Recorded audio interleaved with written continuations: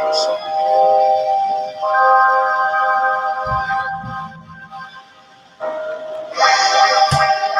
used to be blind to it, but now my heart's assigned to it.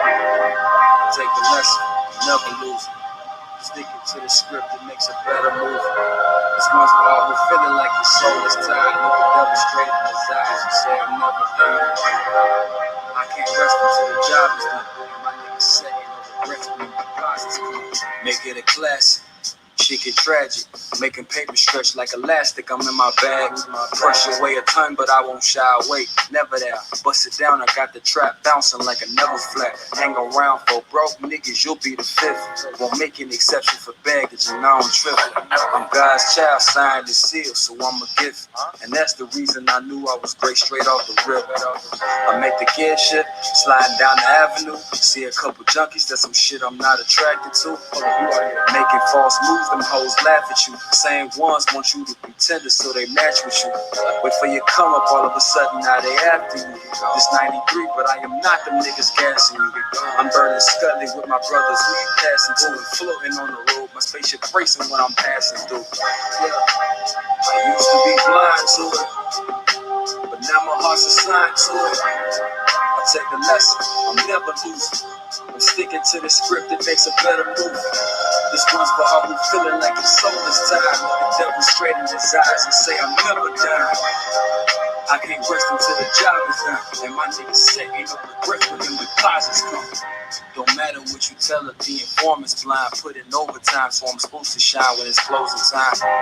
Shut them down and open up the shop again. Sick of trying to be proud of pennies like one of Oscar's kids. I often tend to get faded, lost in my jaded thoughts. Mashing out, trying not to get caught in the break exhaust. I still see light in the distance from all this crazy fog. Run the city, run it the fuck up, I'll let you take the job.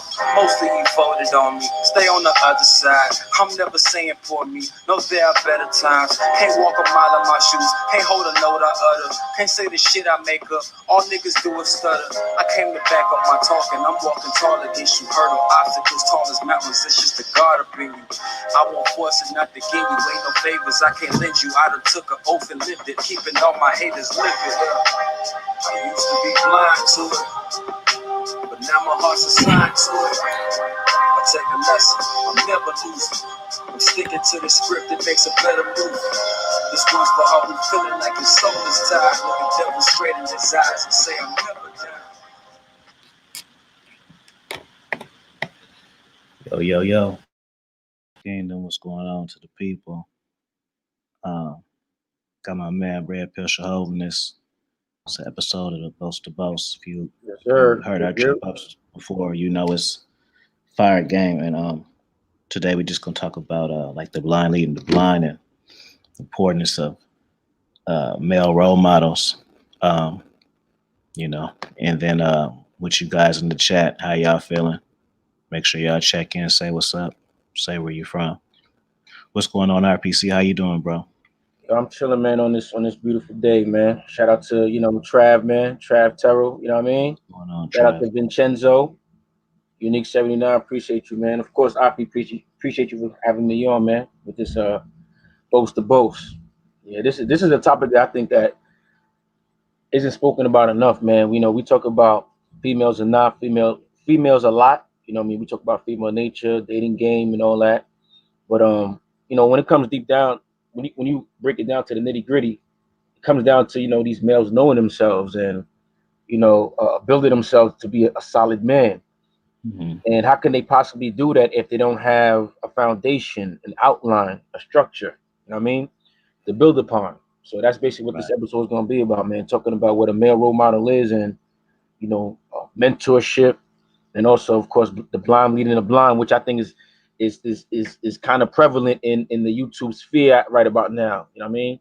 It's like if you got enough flash and enough quote unquote receipts, you know what I mean, or what look like receipts, then it seems like, well, that person must know what he's talking about. Or if a dude has a good enough memory to recite something from a book that they read, you know what I mean?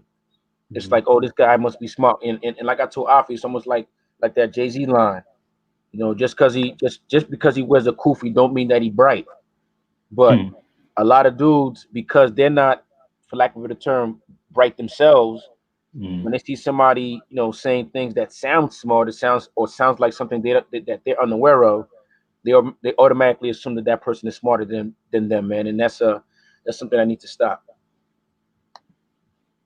Real talk. Shout out to Uncut Dating Truths. Is that a woman or a male? What is I that? don't know. I've been seeing them around the manosphere, and I appreciate you sliding through to the channel. I've seen you a few times, but I want to know, Uncut Dating Truths. Are you a man or a female? I can't continue on until I know this. I need to know how to address you. You know, I mean, you know what I'm saying? You know how dudes, you know. Yeah. You just want to be clear. I mean, I get it. Shout out to Vincenzo. I didn't know he was from Canada, man. Yeah. Like me and Api were having this conversation. Like, our message isn't just domestic, man. Right. We are global. Like, I can't speak for anyone else, man. But when I speak about my message and what I want to drop on people, as far as like my gems and all that, I'm definitely not just thinking domestic. I even showed them my stat on YouTube. 40% of my viewers are outside of the country. I don't even know where. It said other. So I could have people listening to me in Iceland. Who knows? But yeah, that's where we at, man. We don't think small over here. That's dope. Matter of fact, I just finished watching that. That's what I finished doing, bro. What I just finished. See, shout out to the expert level pussy chasers. I didn't just finish doing that. What I finished doing is I finished watching that the documentary, bro. Hey, what's up, Shaynee? What's up, baby? Shaynee in the house. You know what I mean? In the building. What up? The internet movie. What's that one? The social media. That shit was tight, bro. On Netflix. That shit was tight, bro. Bruh, how real was that? That shit was tight. I was getting game for YouTube on that shit. It just opened my eyes to different shit, and I like how they had the family too. What was up with the black dad and shit? I'm like, come on, fam, like. Y'all couldn't even had the one mixed one, and then she had the three white ones. Like, no.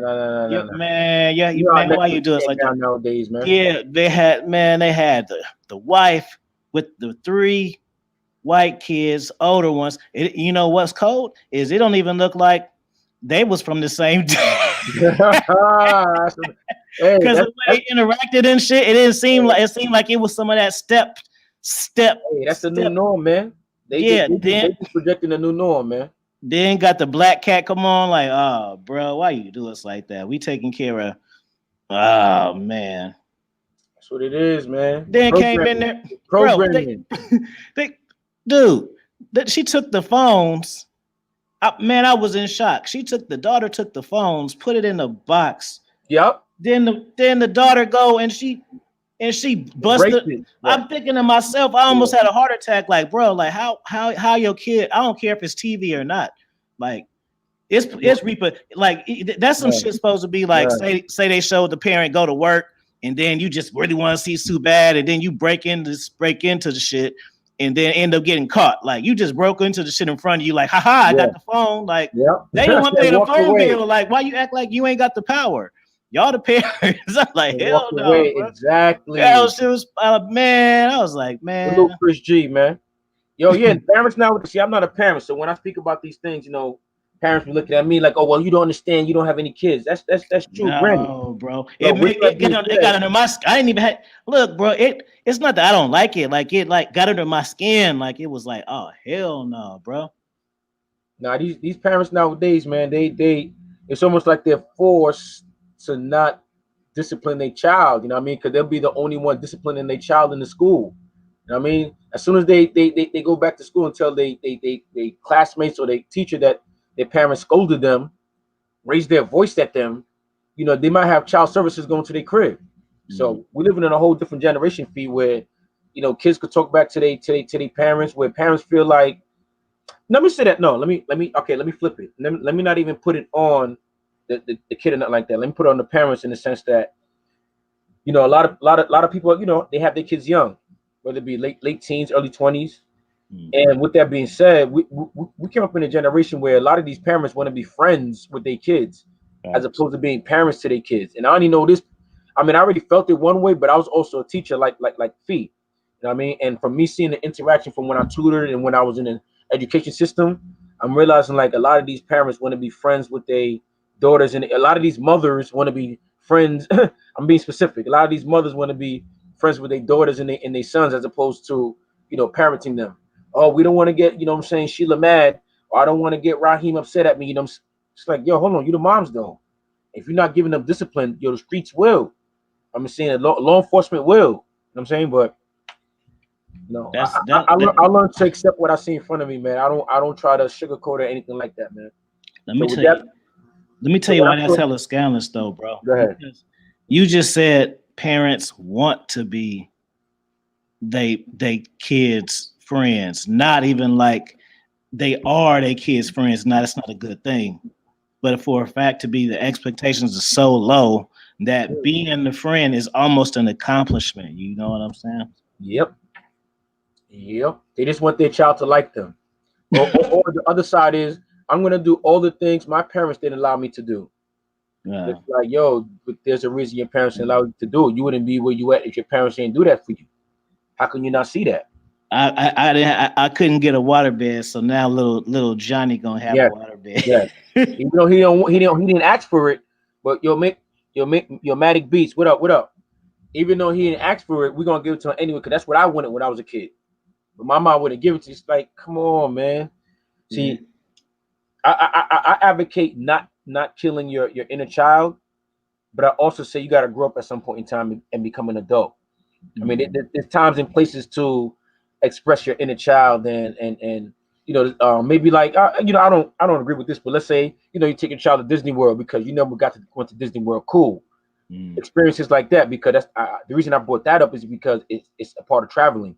Because the first time I remember traveling, besides, you know, traveling to Haiti when I was like 5-6 years old, was when I traveled without my parents but with my cousins to Florida.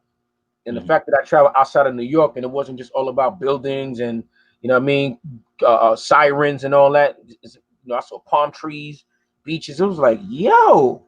So I say that to say, man, it's if we're talking about parenting, travel with your children, man. And if you can't travel with your children, have experiences, something as little as going to the aquarium, going to the zoo. You know what I mean? Like just seeing different things, having new experiences. And those are the things that your kids will hold on forever, man. You know what I mean? Parents gotta learn how to put seeds in their children. But the problem is, a lot of people with kids don't have seeds themselves. Like they don't have anything grown within themselves. You know what I mean?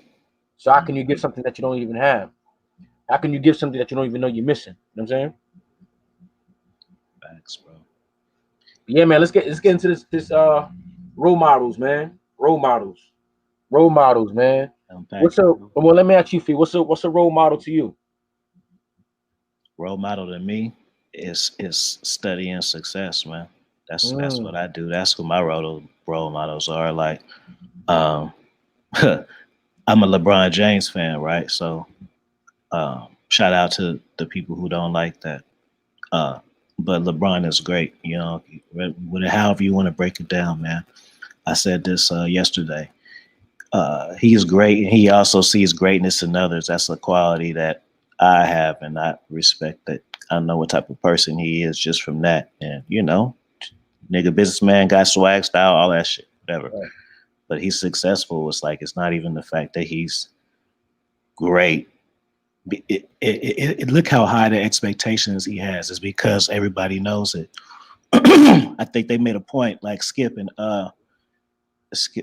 Bayless, about Kawhi Leonard. Like, you know, if he were doing the same, if he would have lost like a 3-1 lead, like they would have shelved him. It would have been like bad, but he's not held to the same as LeBron is. But they try to, you know, they always try to find somebody to push against you and surpass you. That's just the narrative of how shit is, man. But you know, everybody who I like, I just like Cameron, like him, like he like a businessman. Like people don't get that.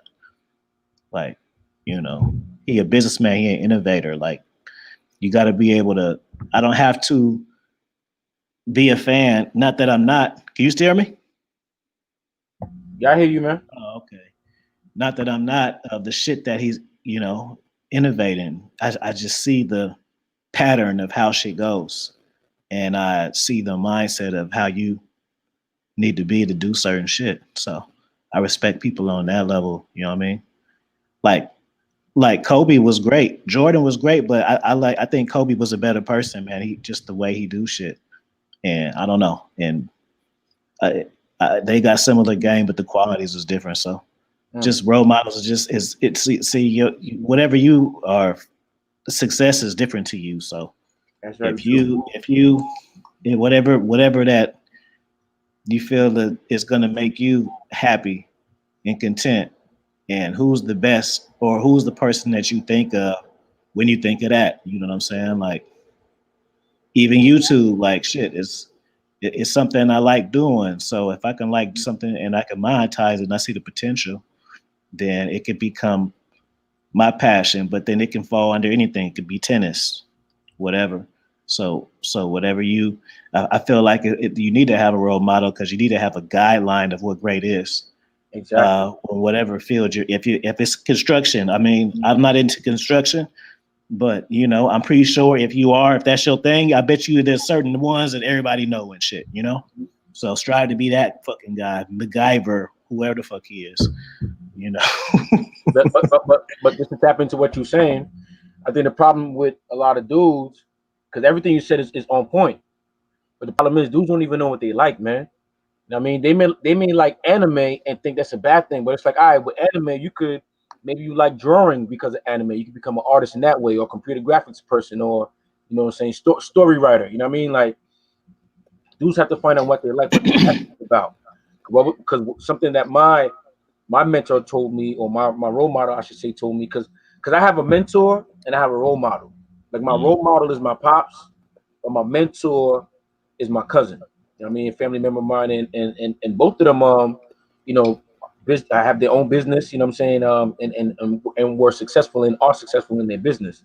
So a role model, like dudes have to know what they like in order to know what to emulate. You know what I mean? Like you can be in a room with somebody talking about, I don't know, stock exchange, you know, the stocks and all that, but maybe that's not your thing.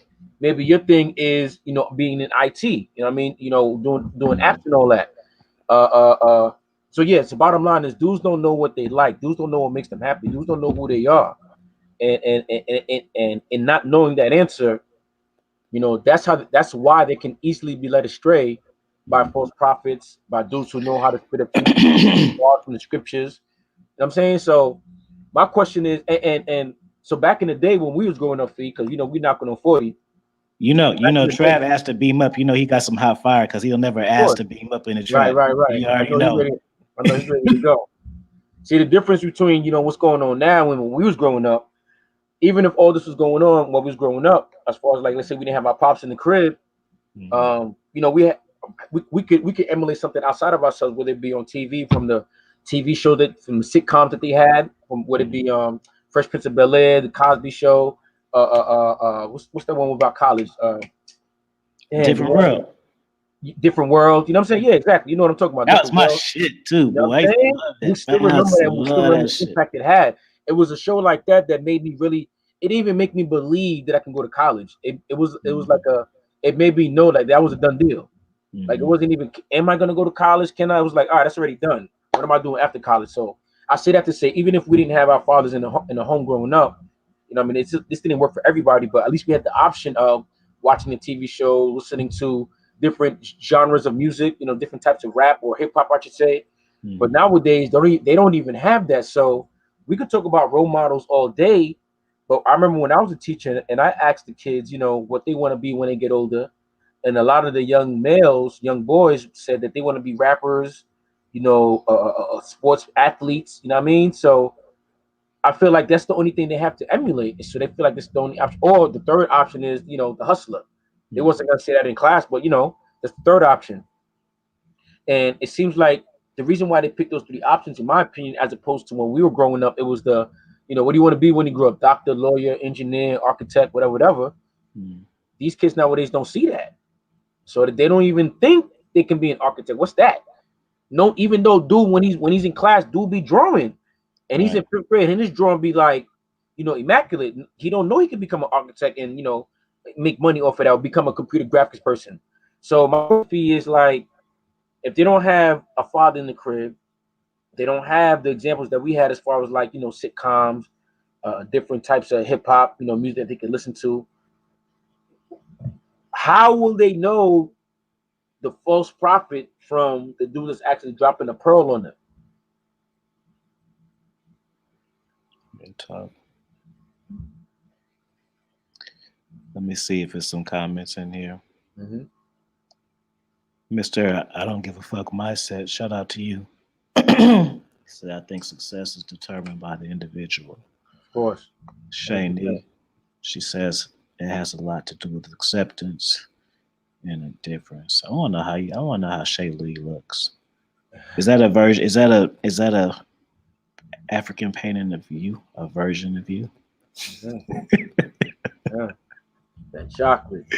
Now, I like what she said right there.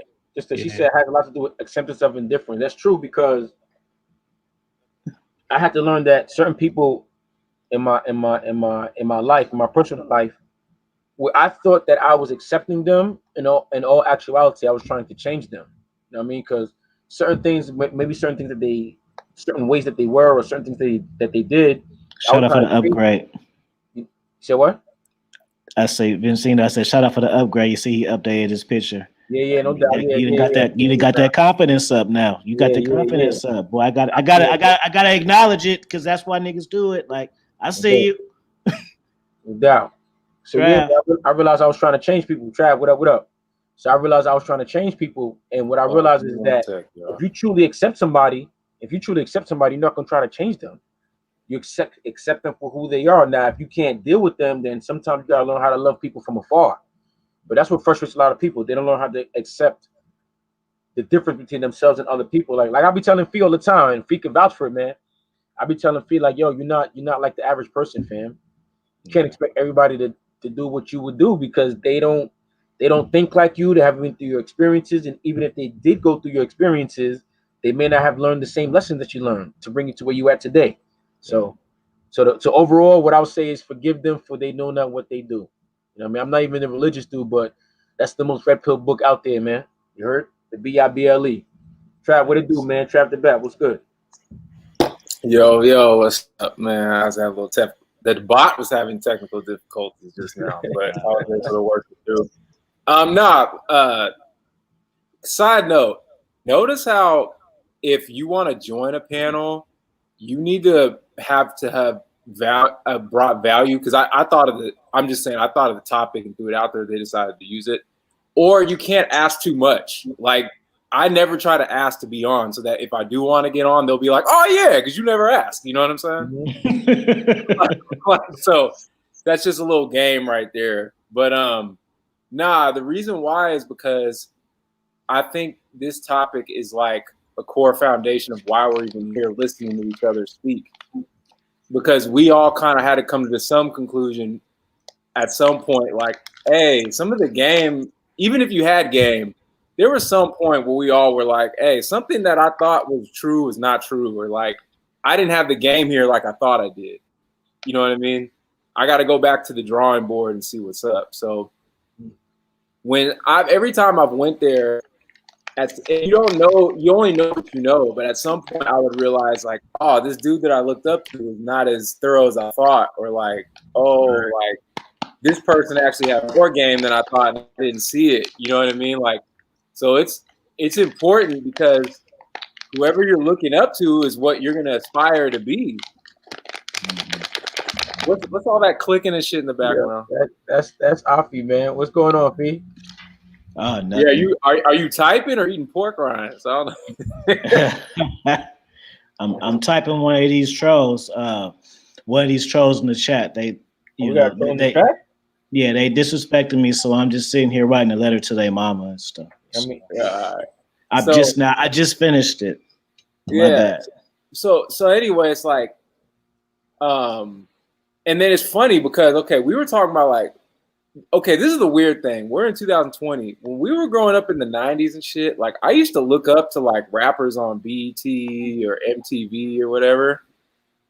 I was watching, like, MTV Yo Raps the other day on TV. It's still on. I was like, oh shit. The shit is so corny now. I was like, what? I was like, this is weird. When I feel like I'm tighter than everybody on TV. Like, we're just in a weird era right now where it's not about talent. It's about like connections and bullshit. So, and selling shock value, not real talent. So with that said, and not fostering talent, there's no role models fostering the next generation like that. So it's like a rite of passage. Yeah. So that's why I see all this fuckery going on. And it's like, bro, like, and then it's like when motherfuckers try to act like they're like role models and know what they're talking about, and then they don't know shit. Like so many adults don't know shit, bro. They're just fucking 30, 40, 50-year-old fucking teenagers still trying to figure it out. Grown males. So it's like you really got to make sure, like, honestly, bro, like if I will go back and see my 17-year-old self, I'd be like, hey, a lot of people you're going to come across in life, you only need to come across them just to learn how people operate. But a lot of people are fluff. Follow the winners. You'll have more value kicking it with the book of the guy that's made it that you've never met than these local ass niggas around here that ain't gonna do shit. Preach. Real talk. Because I've just come to that point, and it's like it's that's the true definition, I think, of the red pill. Fuck the bitches. It's like every day I'm like, damn, bro. It's like you get this, you see shit for what it is, and it's like really tight, but at the same time, it's almost scary because you see how weak shit is too. You're like, fuck, bro. Like, super weak. I'm so disillusioned with all the Disney aspects of life. It's like crazy. Super weak, man. And you got this generation now. Like I was saying it the other day. You know what I mean? Because I've been saying it for years. How, you know, the music nowadays, or the past 10 years, I'll say at least, at minimum, you know, you got the adults dancing to this music, but you got the kids dancing to it too. So my question was, is the music adult music, or is the music kids music? Are the adults dancing to kids music, or the kids dancing to adult music? And I still yet to have an answer. But everybody is kids. That's the only answer I could come up with. Exactly. Everybody's a fucking child, bro. Like, bro, I know people who are in their 60s and shit that still act like kids to me. I'm like, nigga, you've been a kid for 60 years? Yeah. Like, what the fuck, bro? Like, I don't understand. It's like Peter Pan syndrome. Like, I'm not perfect, bro. But one thing I can say is, like, I'm an authentic nigga, bro. Like, anybody that's met me will be like, yeah, this is a different nigga when you come across me. And I'm not saying that because I'm the tightest nigga ever, even though I think I'm tight. But I know what I bring to the table because I have authenticity. And it's like, you don't find that every fucking day. And I don't know. It's like, you would think with social media and more communication and more networking and the ability to tap in everywhere globally now, you would find more of it, but you find less.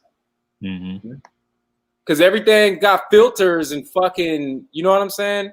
If you don't have a red pill real nigga lens, you can't look at social media and see through it and see what's bullshit and what's real. Yep. You let the likes tell you what's tight. Period. You let the likes tell you what's tight. A lot of the shit that gets the most likes is the weakest shit. It's true. I'm telling you, bro. Shout out to I don't give a fuck mindset. He said Trav dropping that knowledge. Yeah, Trav is an intelligent guy. Trav is an intelligent guy. And know what you bring to the table, bro. Like, there's things like that Afi and RPC are expert level in that I'm not. And that's good. That's fine. There's nothing good or bad about that, actually. I just know with me, I kind of have a certain sense of like that Professor X intuitiveness when it comes to certain shit. Like I can kind of see the forest with the trees with certain things. Like, you know? So it's like, that's why that's the one thing I do like about 2020, even though it's been such a weird ass fucking year. It's really exposed how like overrated and weak shit is, bruh. Like honestly, like this is my dream Sunday right now. And other than chopping it up, I've been studying coding all day and working out. That's it. Like, you know what I'm saying? But yeah, the rewards I've gotten from coding and working out in my life are so fucking great. It's just all I'm doing is having fun and rewarding myself at the same time. Guys don't understand that when you really on your grind, you live in a boring life for that amount of time, man. It's not exciting at all. You know. Hey, I see a comment from the Straight G Toro. He says, "I don't take music lyrics serious." LOL. That's Don't. cool, but understand, most people do. I mean, that's why you got a whole bunch of kids doing lean. I mean, taking perks, doing all these other, you know what I'm saying, pharmaceutical drugs and all that, because that's what they listen to in the music. You know, that's why you got a lot of these dudes, for lack of a better term, they have a difficulty controlling their sexual urges. A lot of the songs they listen to. Matter of fact, how about this? I was just talking about this the other day at my job in the locker room. How like there's no like chill music. Everything is like either club music, drill music, like go go go go go. Where back in the day, you could have some music that you could play when you're cleaning your crib. You know what I mean? Or when you're washing your car. Like RPC. You want me to give you my theory on why it's like that? go ahead, man. Because music and hip hop has been gentrified and it's lost its soul. Lost its soul. So it's a zombie. Think about it. When we were growing up, you hear that music or no? You had rap, you had hip hop, you had R&B, then you had rock, then you had ska, you had other shit and other art. Music was more segregated. But now, where is that? I think she's trying to do something. Go ahead, Trey. Got some expert level static in the background or something. But but I'm sorry, bruh. Like I told you, because I was watching MTV Yo Raps on Pluto TV. Bruh, when I was watching MTV Yo Raps, which used to be the nigga section of MTV, I thought I was watching like fucking TRL. It was like TRL music and like world music, and like all the music was like about lean and Molly, like you said. And it's like, yeah, it's technically hip hop, but it's like rock music because hip hop got gentrified. So that's why you don't have the chill music, because you had to have soul to chill. Like when you're chilling, you're kind of more in a vibe. You're not all wound up off perks and like rock and fucking want to commit suicide and shit. That shit might even motivate you to want to do something, the type of old school music. You know what I mean? That's what I'm saying. It's like the new music, it's like all rocker shit, even though it's rap. Like Little Uzi Vert is rock. Like fucking what's his name? Trippie Redd is fucking rock. When have you ever had a fucking rock star fucking blood that's like 4'11" that, and this nigga was like in just like drawers or whatever when I saw him at Rolling Loud. I'm like, this nigga's a gangster? I was like, what the fuck is this? Come on, man. Come on. It's like, but because a business told you this is what it is, and we all know numbers are inflated, and they inflate the numbers. Yep. Believe it. That's just what it is. That's why I say in 2020, what they say, men lie, women lie, and I say numbers lie too, man. No, I can't even trust the numbers no more nowadays. When Tekashi 6ix9ine was a thing, I was like, hip hop is officially dead. I was like, there's no, like, that was the most embarrassing shit ever, and he's still putting out music. It's dead. Exactly. Hey, real quick, shout out to LDA. He said, salute my good brothers. Principal Bay, I see you. Rising above. Hey, what up? So anyway, great. If y'all want to be linked in, let me know. But with that said, look at now. These are the role models to this new generation. Why you think it's so fucking weird in this generation? Look who they look up to. You're like, nigga, what? Like, you know what I'm saying? And it's almost like no more rules nowadays too. These dudes don't got no street code per se. You know what I mean? They ain't got no man code. All that is done over what? Money and pussy, man. Point out the lot. There's no code. And the reason why, here's the thing too. The reason why celebrities stood out more back in the day is because you couldn't manufacture talent. You didn't have all the top technology to change the voices and editing and all that. Like niggas had to do live takes, and if you didn't get that right, nigga, you had to do it again. You know what I'm saying? So it's like you had to really be about it, and that's why people were celebrities and stars, because they shot through, because they couldn't manufacture talent. So you really had to have it. Now you could take anyone that looks halfway decent, give them fucking surgery like the Jenners do, look totally different, and fucking have all this resources put in you, and anybody could be a star now with filters and shit and knowing how to take the photos. So that's what we live in now. Yeah, I see. Principal Bay said niggas be extended teenagers, but nobody ready for that topic. I agree with both. That's what we were just talking about. Yeah, I agree with both parts of that. A lot of adults, quote unquote adults, are just grown children. I'm telling you, I learned that. I mean, that solidified in my mind once I worked in the education system. Once I started tutoring, in-home tutoring, and when I became a teacher, I was like, yo, I'm like, I can't tell you how many times I'm in a situation and I looked at the parent like, yo, you're the adult in the situation. Why are you acting like this for? And I started realizing like, yo, people ain't really adult. You can't just automatically be an adult because you're 18. I think with adulthood comes responsibility.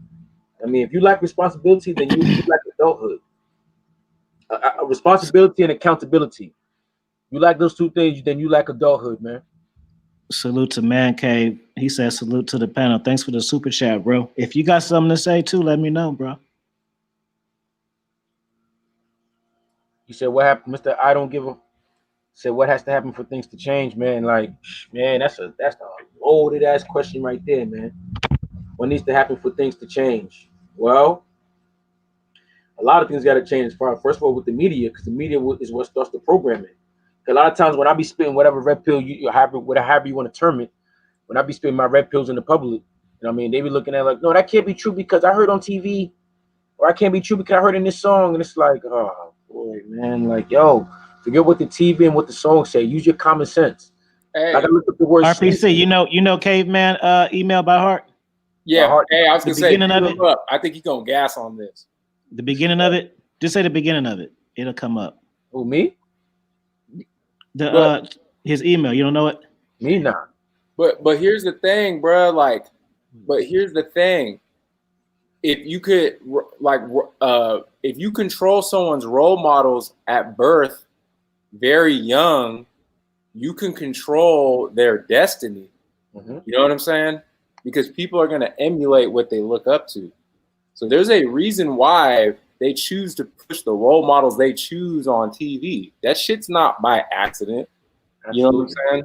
Like, there's a reason why they do that. Why would you want to empower a group of people you're trying to oppress and give them positive role models? Why would you? And it's been working. And it's been working. So the answer, Mr. IDGAS answer. I got you. Right now, I think besides media, the next thing that the next thing that needs to change is back to the title, mentorship, man. We need to have more mentorships program, and more importantly, we need to have how can I say it?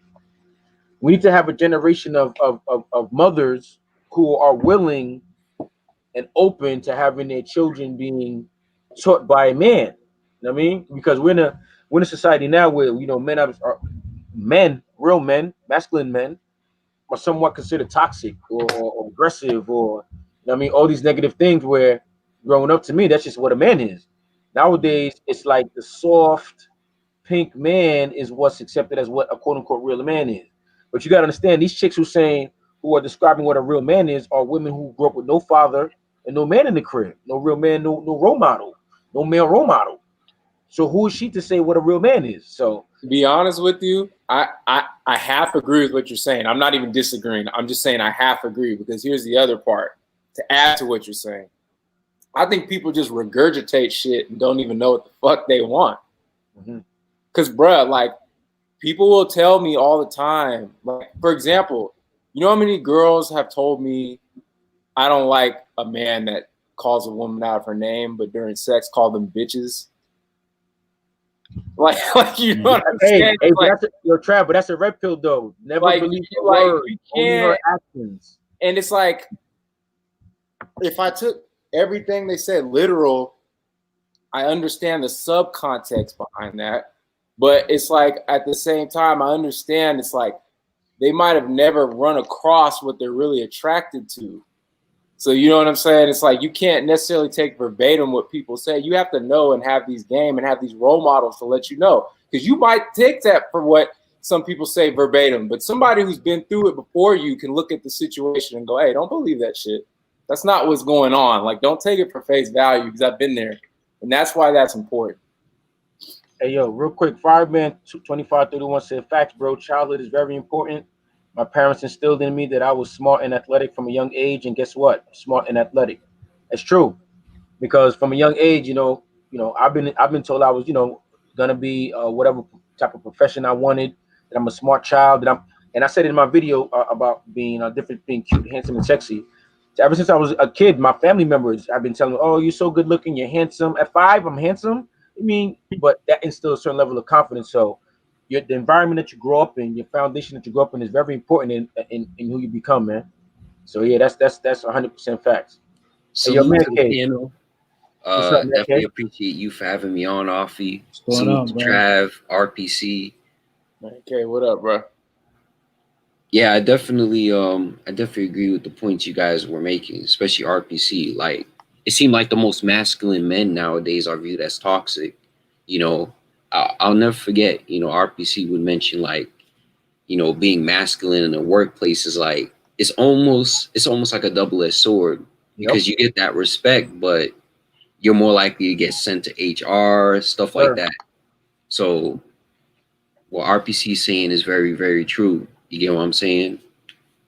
And as far as male role models, that's definitely true, man. It's definitely true.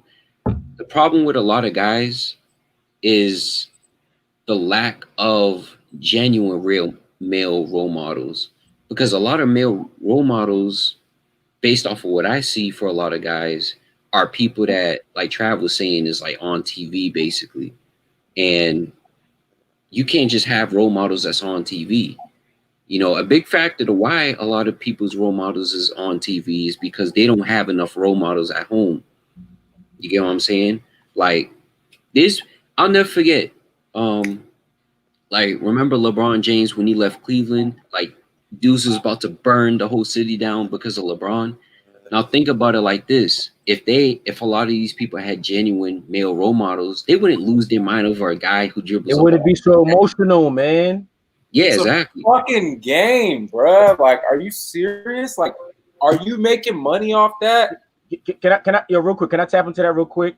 Like, I'm somebody who used to watch sports, and I don't watch sports as much. But even when I did watch sports, I never understood why dudes put so much. Now, if you're a betting dude, you're a gambler, I can kind of understand.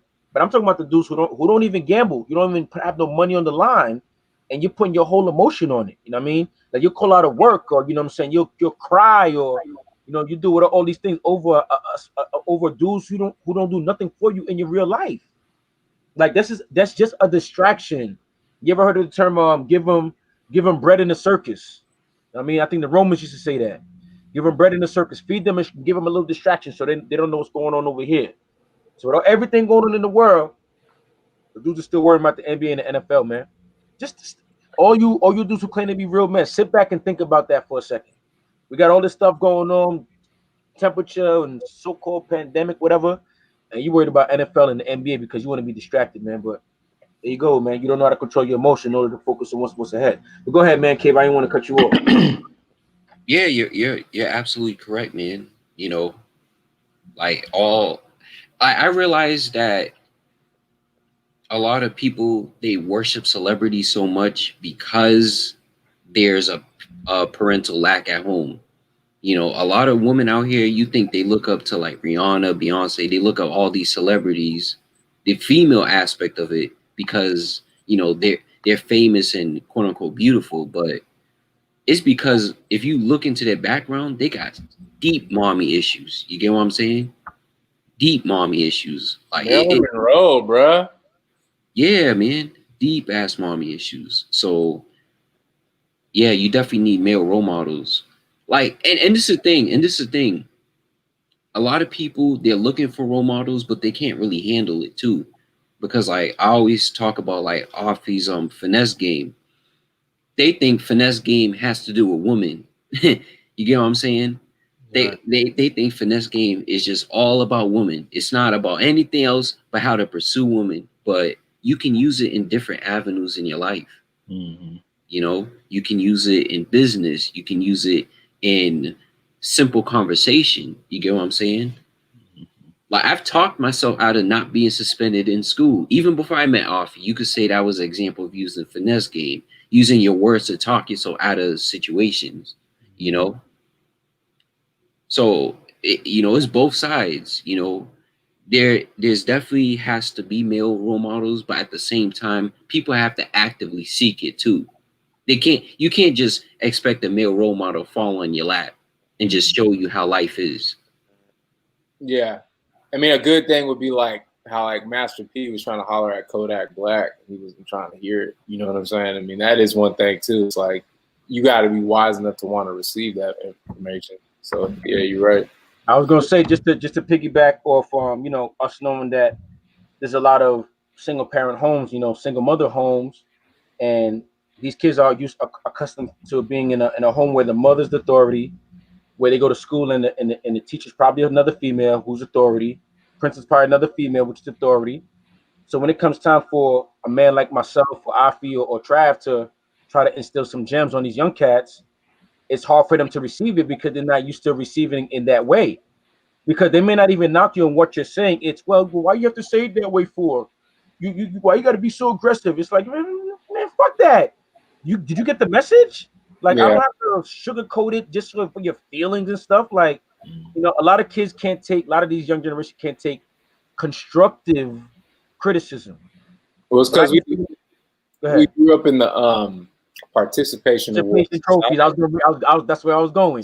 These kids are growing up where they're getting trophies just for their mom just dropping them off at the game. Are you kidding me? Like, so if you're growing up like that, so what's your ambition in life? What are you striving for? Like, just to show you how different my generation is as far as like us not getting participation trophies. I've said it before in the fact that I'm the youngest in my circle, and some of my friends went to the same high school as me. One was about 3 years older than me, so that means when he was a freshman in college, I was a sophomore in high school. So I remember I went to his house and I seen a plaque that he had, and the plaque said 4 years perfect attendance. And I was like, yo, you got that from our school? He's like, yeah. I was like, yo, I didn't even know they gave plaques. He's like, yeah, man. And in that moment right there, I realized that I ain't gonna make the story long, but I realized like I wanted a plaque like that. But in order for me to have a plaque like that, 4 years of perfect attendance or 4 years on the honor roll, that means as a sophomore in high school, I had to look forward and think, I gotta put in this work for the next 2.5 years and actually to achieve this award right here. And when I finally got the plaque, believe me, I felt it was an accomplishment because I knew I had to put above 2 years of work in, man. But yeah, man, these young cats, man, y'all just got to be able to work. BMT, what up, man? Tap in. Hey, real quick. I don't know who is Brandon. Who are you, Brandon?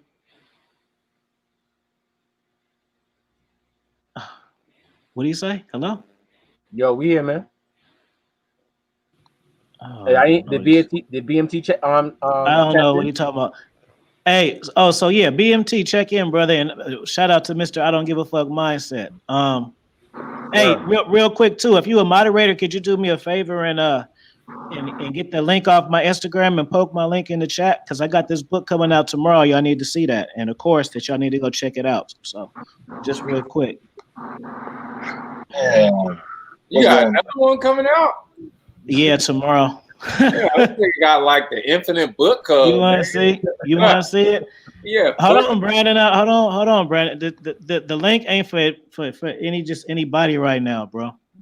It's invite, not like that, bro. But make sure you do a book reading of your book, Offie, and come by sometime. But I hooked up a homegirl to have her book put in Barnes and Noble, so definitely come through so I can definitely interview you for your book. You feel me? Oh, okay, cool. Let me go ahead and play this real quick then, since we want to talk about it. Right, you know what I'm saying? Show your works, bro. Let's go. There you go. I like that. I'm in this mindset of a king. I remember that from the movie. Yeah. You ever thought about doing a documentary, Offie? About what? I don't know, because I'm seeing the visuals. Hell yeah. I do want to do that. I just wanted to know why you said that. Yeah, not like that, Brandon. Everybody up here, I know these people like that. They've been up here before. Right. I don't want you to think I'm an asshole, but you know. No, I think that's the thing about it. Fee. That's why I said, man, like me and you rock deep. You know what I'm saying? And I think that's the thing about it when you have men speak with authority and on stuff. It's taken as ego or cockiness. Well, I mean, if I know my shit and I'm good at what I do, then I'm gonna, you know what I'm saying? That's if I need to find somebody that can shoot a perfect jump shot, and the guy's there always on the court, and he's always practicing, and he's practicing that jump shot 1,000 times a day, I'm gonna go to that man. And yeah, he might tell me, yo, you need first of all change your shoes. First of all, you need to start doing sprint. Man, why you telling me all to do all this stuff? Well, you came to me. So you came to me. So you my disciple. Now I'm gonna school you on what you need to do to get to my level. And a lot of people take that as an offense because they're looking at the end result of the Afi Kingdom project. But they don't look at what it takes for a man to get there. What stuff you had to learn to go to, and see that's the problem of why manhood these days is now starting to become a lost art. Everybody wants to get to the end game, the end process, but nobody wants to go through the trials and tribulations of what it means to stand and being a man. So I feel I should have that bad bitch, but I don't want to put in the work. Why does that man get that? Why does that man have that? Why do those people rock with that? Whoa, whoa. But you're not in the gym shooting with that man. You're not the man that's right there as the go-to guy. Because if you're the go-to guy, that means you are able to network and politic and put in the work. We got to understand, everybody's not blessed with a silver mouthpiece. You know what I'm saying? So you got to start learning your skills and what you're good at. And see, everybody don't want to hear that. Everybody feels, see, this is why people hate the game or people hate certain people who have certain access. See, somebody who's going to tell you, like, listen, bro, first thing you need to go do, you need to go build up your self-respect for yourself and have some type of dignity and integrity in what you're going to tolerate. Man, you just saying that shit because you got good hair. No, nigga, I'm telling you, you don't understand. I got to keep my hair up. I got to make sure I'm fresh with my gear. I used to think that my cousin just had it like that.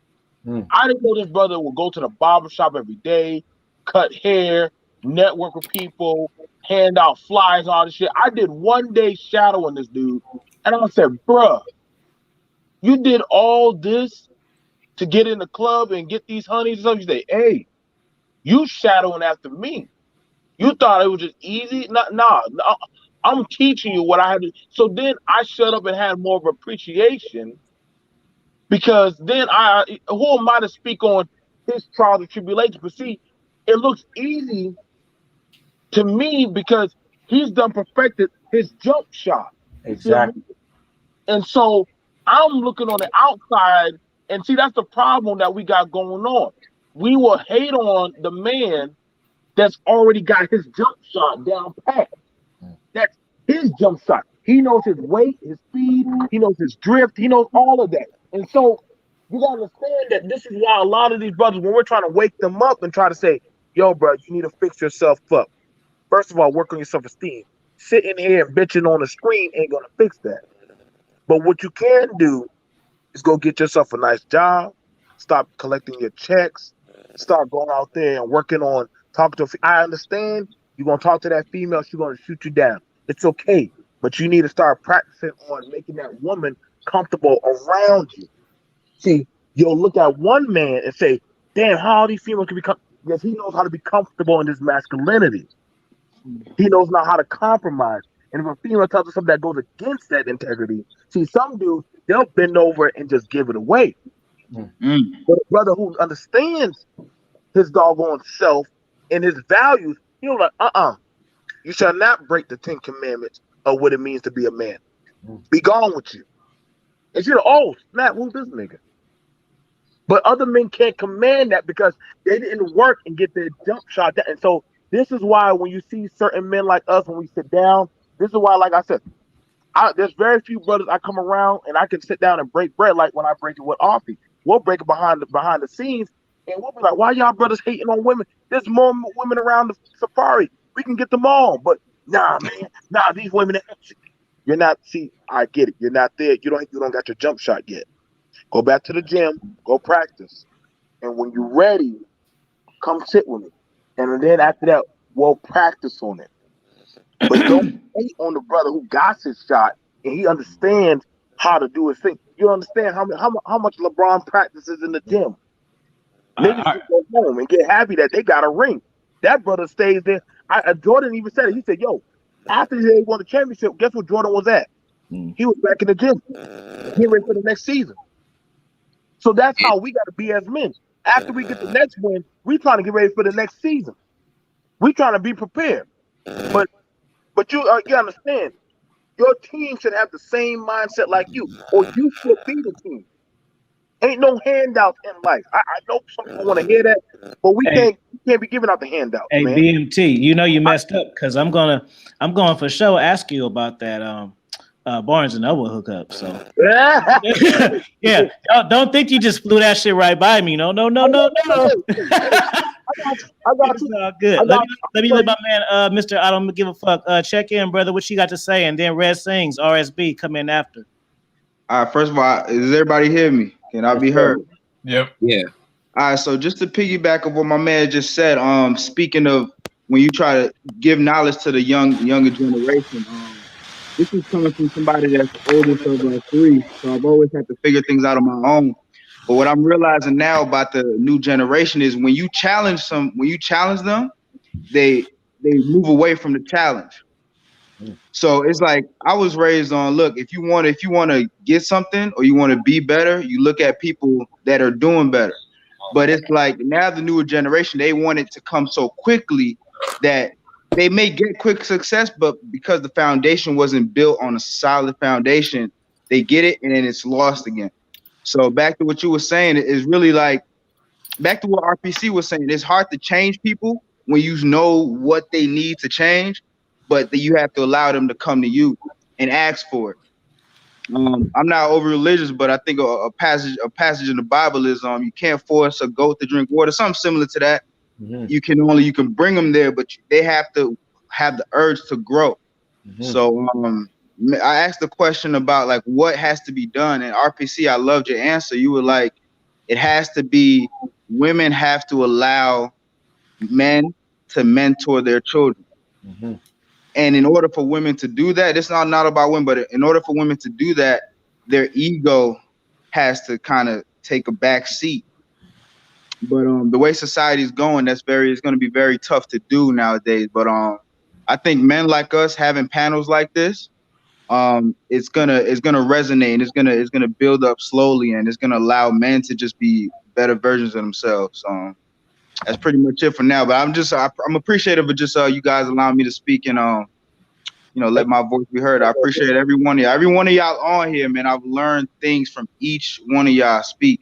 Not even just now, before on other panels and stuff like that. So I appreciate the knowledge on here. Hey, yo, just to tap into what you just said real quick. One of the barrier to the solution that I said, as far as like women, allowing their children to be allowing their boys to become men. To become a man it's a dominating force. You know what I'm saying? It's domineering. And a lot of women, a lot of mothers don't want their sons to dominate them. When I say dominate, I don't mean like control them, like, yo, you do this, you do that. But they don't want to be a man. You know how to make your own decisions. You are independent. You can do for self. So when you become a man, a lot of these mothers, like, that's all they are mothers. You know what I'm saying? So if you become an independent person, it's like you don't need your mom anymore. They don't want their parents correcting them. They don't want their children correcting them, because when you become a man, you can actually correct your parents to a certain extent. Exactly. So it's like we as men, we are blessed with, like, we know what people are missing.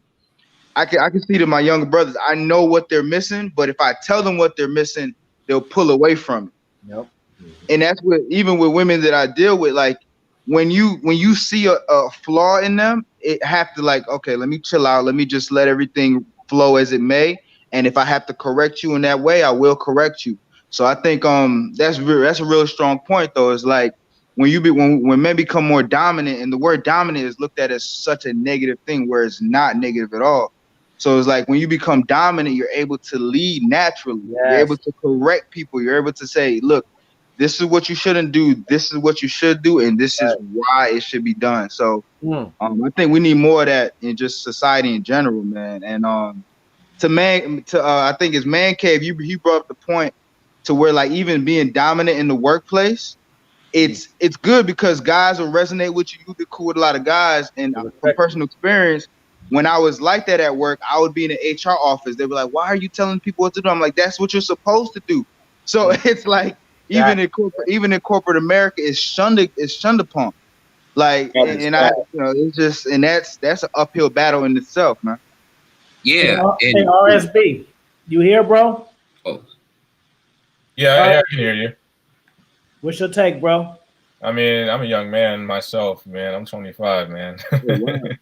So, just listening to you guys, man. And I guess, coming from a young man perspective, I guess, it kind of starts when you're a little kid, I mean, I'm blessed to have my family around and stuff like that. I'm blessed to know my mom and dad.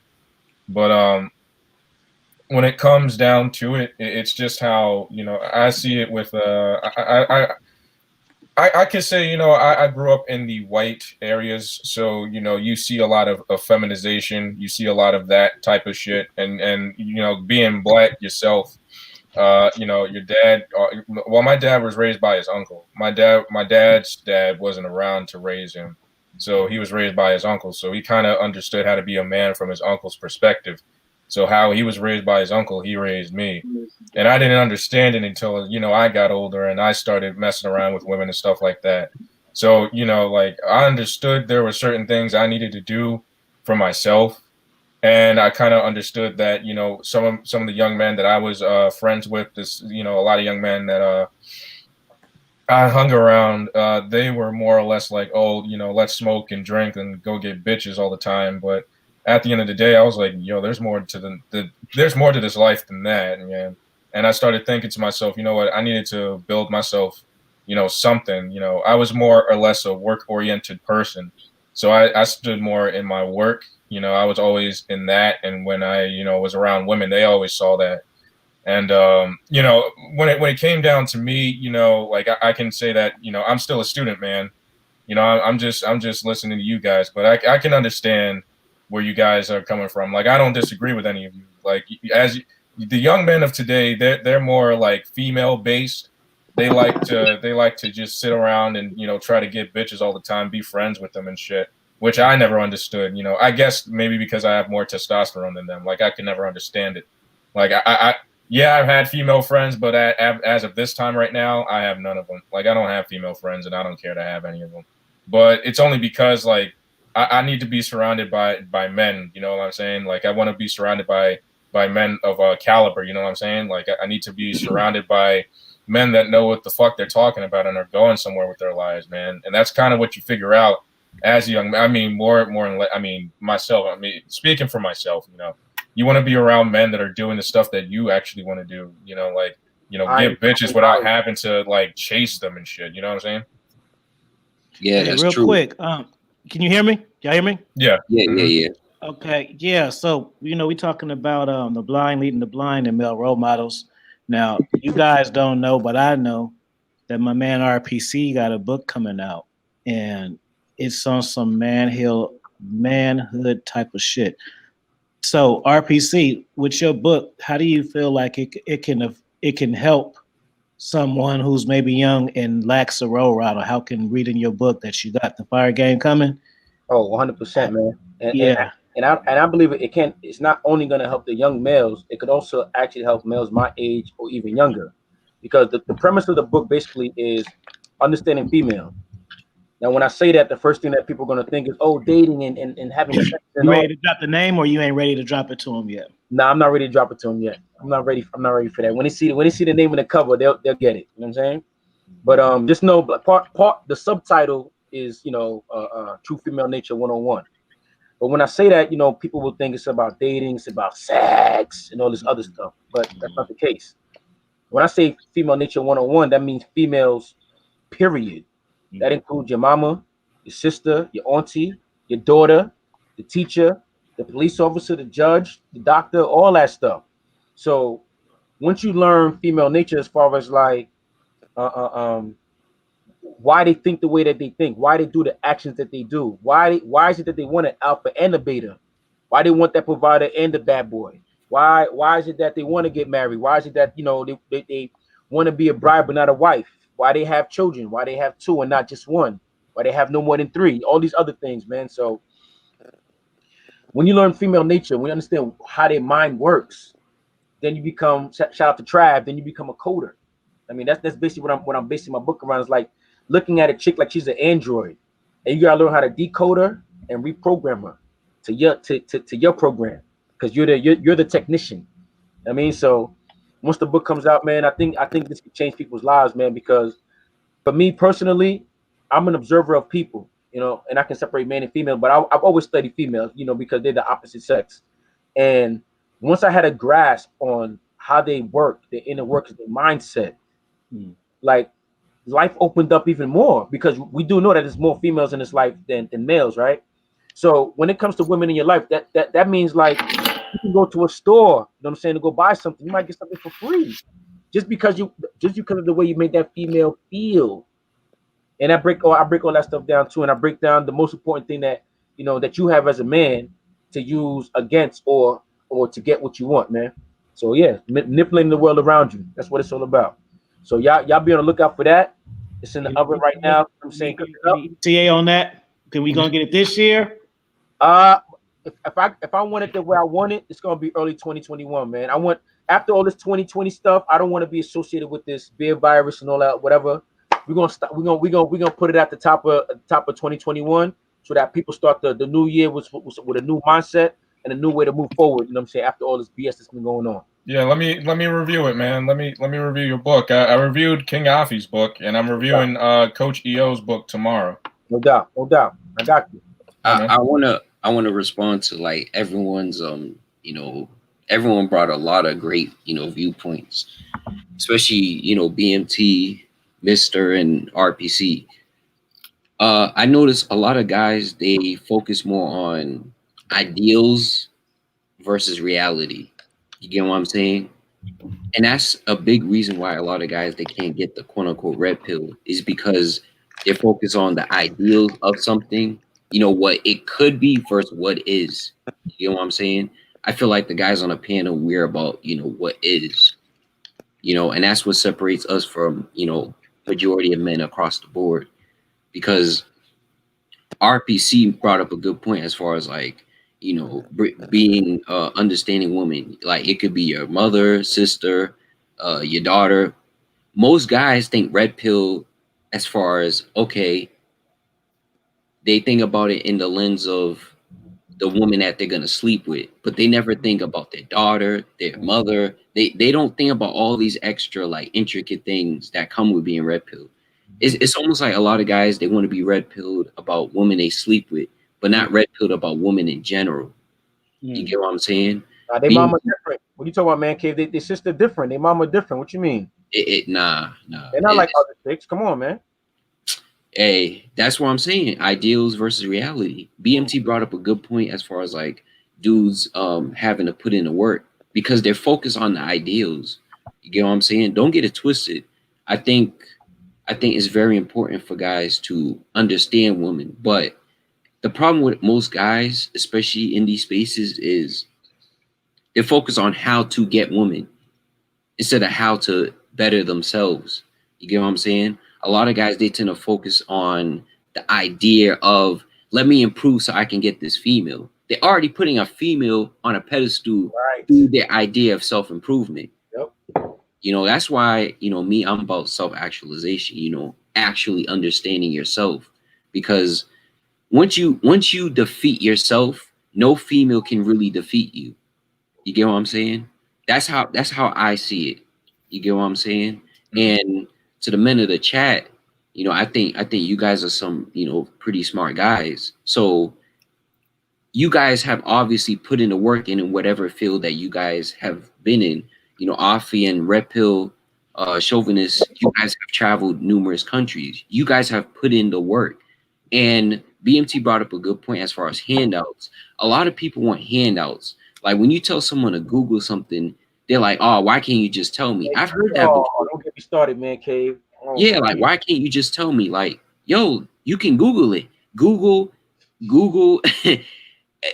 To be honest, there's the Most High, there's Satan, and there's Google. you get what I'm saying? There's not many things that's as powerful as Google. You can find anything. Good, bad, dark web, whatever. You can find pretty much anything in Google if you search hard enough. You get what I'm saying? So a lot of these guys, they want handouts, but they don't understand. In order to get handouts with something, you're gonna have to put in the work to get that handout. Even to get handouts, you have to put in the work. You know, a lot of celebrities like shout out to Golden Child. I see you, brother. Let's use like LeBron as an example. A lot of celebrities like LeBron, they've put in that work. They put in that 10,000 hours to do whatever. And then when they walk in the store, sometimes they're getting freebies. Sometimes they're getting free items.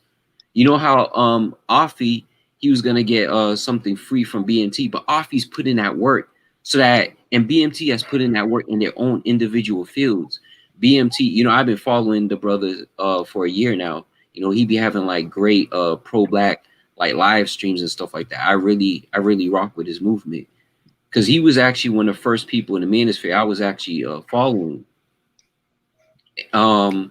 So he's good in his field. Afi's good with, you know, finesse game. Red Pill Chauvinist is good with, you know, women and, you know, how to operate and stuff like that.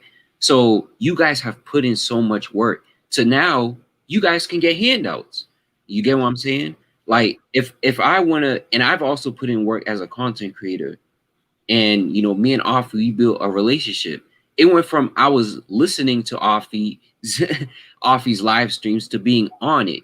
So now I get the access and the quote unquote freebie so Afi can, you know, send me a link and I'm on here talking to him. But if I didn't put in the work as a content creator and as a frequent subscriber, I wouldn't have had that opportunity. So even something as small as that can get you somewhere. Facts. I gotta say something about that, if you don't mind. Go ahead, bro. You know, it's funny. You know, like I've been on here for 2 months. I mean, I've had a YouTube channel, but I've been on, you know, YouTube for about a few years. I've had a channel, but it was like a gag channel. But I had a few thousand subscribers, and then I had to shut that down. But then I came over here. And I took and I've only been podcasting for about maybe 2 months and maybe 2-3 months now. And in the course of 2-3 months, I'm still trying to find out what I'm good at, you know, like, you know what I'm saying? Like, I'm not saying I'm the best at it, but I'm here, you know, I'm seeing, you know, like everyone's good at something and I'm not trying to put myself down. I'm still trying to find out what I'm really good at, you know, like as a young man, you still kind of question that, you know what I'm saying? Like you kind of like figuring it all out, you know?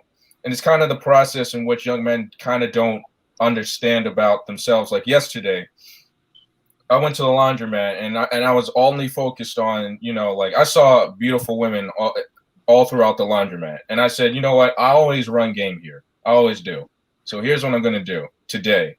I'm not going to do it. No matter how beautiful she is, no matter what her race is, no matter if I want to talk to her, all I'm going to do is just focus on the laundry. And that's what I did. I just focused on the laundry. And there were 5 women looking at me, and I said, "Not today, not today," because I don't know. I mean, honestly, I'm not saying I didn't want to get shot down. I would have done it in a heartbeat. I would have just went up to them and did it. But I said, you know what? Let me just focus on what I need to do today. And I don't think a lot of guys understand that they don't have the control to say, you know what, not today. You know what I'm saying? But also, like, what am I going to be good at today that can help me better, you know, tomorrow? It like, you know what I'm saying? Right. I wanna say, first off, to the young brother who's starting this channel, email me at blackbrother123@gmail.com. I got you, man. Mm-hmm. Like, I'll put you on to some content creators, and we'll get your numbers up, man. The thing about it is, it's work. You know what I'm saying? Like, I can, and the thing about it is, and I want you to understand, it's like, I don't mind. I'll open the door for Brother Offie, because I know that Offie, if I tell him the instructions, he's gonna go out there. Oh, okay. Thank you, BMT. Now I know what I got to do. See, that's the thing about it, that I want you to understand that when I say no handouts, see, let me break it for y'all. Like, it's like you going to the bar with your friend, your homie, and he has the mouthpiece to bring the honeys. But then when you finally start getting back to the crib, he's gonna go off and do what? He's gonna go with the honeys that he got. But he's gonna leave that one honey for you. Now you have to stand on your own. Exactly. Now you gotta stand on your own shit. You can't be running in the bedroom. Oh, hey, can you come? No, because he been getting in that other girl's guts. So now you gotta stand on your own, and hopefully you know your own self-values and what you can bring. You understand? And so it takes time. Figure out what you got and what you can bring. And see, that's the thing about it when it comes to role modeling, that while we see a lot of brothers trying to find their way, because they're trying to fit and be in the shoes of the next man rather than be their own man. See, that was something that I had somebody say, listen, sooner or later, you're going to have to be your own man. Everybody knows how to quote this man, that man, this book, that book, and that's all good because they're instructional guides. But at some point, you should be adding them as tools into your toolbox, into you becoming a proficient man for yourself. Because when you get your chick, your house, you at your job, now they're looking to you. Are you going to be that man that you need to be, or should I just go ask your daddy? Am I talking to the boy, or am I talking to a man? And see, that's a problem that we're starting to see with a lot of men. They haven't stepped up into that plate of being a man because they're still in instructional mode. And so I'm for men finding the proper role model, but you also got to understand, sooner or later, Mr. Miyagi got to tell Daniel's son, okay, I done showed you. Now you got to get on that goddamn tournament mat and put it to work. I can't come up there and kick that boy's ass for you. You got to do that. And so either you're going to start putting in the work and the effort and the self-discipline. Like the brother said, when he was at the laundromat, he said, yeah, I could have talked to them, but I needed to learn how to have self-discipline. And see, that's something that a lot of men don't learn. They don't learn self-discipline. They don't learn work ethic. There's a lot of things that come into this of being a role model and learning how to understand the proper disciplines and functionality. And that's something that I try to talk about. You know what I'm saying? We're trying to do networking with men and women. You know what I'm saying? And open up doors and say, yo, man, if I don't got it, go to Offie. If BMT don't got it, you know what I'm saying? Go to Vlog Channel. You know what I'm saying? If I don't go to RPC. If I don't got it and I'm not the role model for the job, go to that master. Go to his dojo. Networking. Yep. See that comes with discipline. Because see, you might have it where somebody, he's trying to fill those shoes and he's not proficient in that. And you gotta learn how to say, you know what? Thank you, brother. I got all I can out of you. But I'm gonna have to move on. And see, some people are afraid because they're afraid to say, damn, if I leave from him, what am I gonna do? It's okay. It's okay. We all remember when we moved out the house, we had to get our asses fucked up a little bit. Yep. We had that time where shit, I shouldn't have spent that goddamn money. I should have put it in the gas tank. Yeah. We talking as men, but we have to learn through trials and tribulations and how to bust our ass and say, you know what? Let me put this $20 aside. Ooh, you guys know that's gas money, baby. Don't touch that. I should do a video on things I learned in Brooklyn because I lived in Brooklyn on my own for 3 years. Went to school. Recently graduated last year. But it's trials and tribulations. Girl calling you up. Hey, I'm horny right now. Come on. Yeah. Listen, if I go over there right now, listen, I need to go to sleep. I got work. I shouldn't be fucking with this bitch. Come on, daddy. See, now are you going to drop your integrity and go over there and get in her guts? Or are you going to be a man? Say, nah. Most would. You need to hold up and chill out. Babe, I love I got to go to sleep. Word. I just want to say something really quick. Pass it to King Dre when you finish real quick. Okay, go ahead. I just want to say something really quick to what BMT was saying. A lot of guys, they're afraid to bleed, but they don't know that in life you're gonna get cuts anyway. That's pretty much all I gotta say. Boom. Can I answer that a little bit? Hold on, let King Dre come out. I don't know what his time looking like, so I want to make sure my man get the chance to speak. Hey, what's going on, fellas? I'm just checking in. Peace and blessings to everybody on the panel, everybody in the chat. Salute, King Dre. Yeah, I just pick up when I hear something. Oh, okay. Well, boom. I like I said, I just passed the mic. I like hearing young brothers talk, and then this is good fellowship. But you know what I'm saying? I definitely need to have role models. You know, so everybody needs. I didn't always have one. I just picked up whatever tools of a hammer, a nail, and whatever I could get. And see, even as a man, sometimes I don't mind sitting to the side and watching another man work and say, hey, could you just show me that a little bit? I mean, just enough of it. Right. And I don't mind humbling myself. Just to tap into what you said real quick, as far as like the Danielson example, a lot of these dudes are afraid to get hit in their face. I did a video on it. If you scared, a lot of dudes are scared to take a punch. You know what I'm saying? A lot of dudes, number one, don't know how to defend themselves, but number two, a lot of dudes don't have discipline. The very first time that I learned discipline was in martial arts, and I got put into martial arts classes when I was like 4 or 5 years old. So ever since then, I've learned about how important discipline is, and also being 39, I've learned how important just knowing that you could defend yourself. You know what I mean, how important that is, because I'm not going to sit and tell you that I'm a street brawler. You know what I mean? I got into a couple fights in my life, but I'm not no street brawler, nothing like that. But the fact that I know I can defend myself, that gives off a certain type of energy when I walk into places, when I walk into rooms. You know what I mean? I don't give off the energy like I'm gonna F you up, but I also don't give off the energy like, yo, you just about to just take my lunch. You know what I'm saying? So dudes got to be willing to take their lumps, man.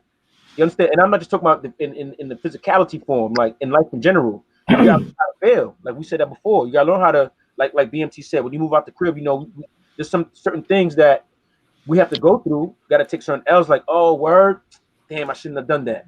RPC, what you said? RPC, what you said something about the give me your lunch money, niggas, or what you said? Yo, what I said was, I also give off that energy of, yo, you about to come take my lunch, and I emphasize that because the reason I learned that is because moving out the crib, going away to college in a state where I had no friends, no family, I learned it's not where you from, it's where you at. You heard that statement before. F where you from. I'm a New Yorker, but I'm in a different state, so they don't give a damn where I'm from. So I took that mentality to my traveling also. When you travel, you know what I mean? Like if you're somebody with dignity, morals, respect, you know what I mean? You not only do you demand respect, you also give respect in return. That shit is universal. Like no matter where you go, if you go up energy, nobody gonna mess with you. Like knock on wood, all the countries I've been to, I've never had no beef, no problems, no nothing. Because a lot of dudes, when they talk about travel, not to segue too far, but when they talk about travel, you know, they talk about maybe like, you know, the women and all that. Cool. But in my vlogs, I talk about how you gotta show respect to the dudes. Like that town or that city or that whatever wouldn't be built without them. That country wouldn't be running without them. So you know what? Yo, salute. Yo, where's the spot? Yo, my man, what's good? Yo, you want a beer? Yo, round a beer for these dudes right here. I've never bought a round of drinks for females in foreign countries, but I buy a round of beer for a couple dudes just so I can, you know what I mean, get my foothold into where the country is. So I say that to say, man, dudes just gotta, you know, be men and focus on your energy. You know what I mean? Like, because your energy isn't just domestic; it's you who you are. So wherever you go, it's gonna follow you. You know what I mean? So I'll say that, man. RPC Learn how to feel. he brought up a great point as far as like, having the ability to take a punch. Because like when I was in middle school, I actually got into a fight, and you know, before I got into that fight, I was being bullied. And when I fought back and I lost, people was making fun of me and saying, "Oh, you lost a fight or whatnot." But the bullying stopped. You get what I'm saying? Mm. So it's very profound looking back at it. Like, damn, because at the time, I thought it was the worst thing that could ever happen. Everyone's like, "Damn, you lost a fight." Everyone's like making fun of you. Like, damn, like you got your ass beat. But as I get older, I appreciate the fact I got my ass beat because the bullying stopped. Because it showed that I'm willing to take damage as a man, even if I lose. You get what I'm saying? Because integrity is universal. Mm-hmm. You get what I'm saying? So I definitely think RPC was definitely hitting on some jewels with what he last said. Yeah, I can attest to that. RSB, look like you want to say something. Go ahead, bro. No, I can definitely attest to that. I mean, I wasn't bullied in school, but I was more or less bullied in the church. You know what I'm saying? Like I was bullied by guys that that had single mom problems and shit. So I had to take the hurt and stuff like that from my own people. So I mean, I kind of had to develop a thick skin early in life, and the people that were bullying me, they have women problems. They can't even. It's either they can't get women or they can't even get the information that like this. All right. The guys that were bullies are bullied by their girls. All right. The guys that have been bullied don't get bullied by by women anymore. Like I've learned that. The guys. I remember one bully calling me up and saying, "Hey man, how you doing?" I said, "What the fuck are you talking about? Like you were the one bullying me." And he's like, he asked me first off. He asked me for a job, and then he asked me how's this woman I was dating. And I was like, dude, I'm not dating her anymore. If you want to go get her, like just do it. Just go get her. I don't care. Like, dude, just go get her.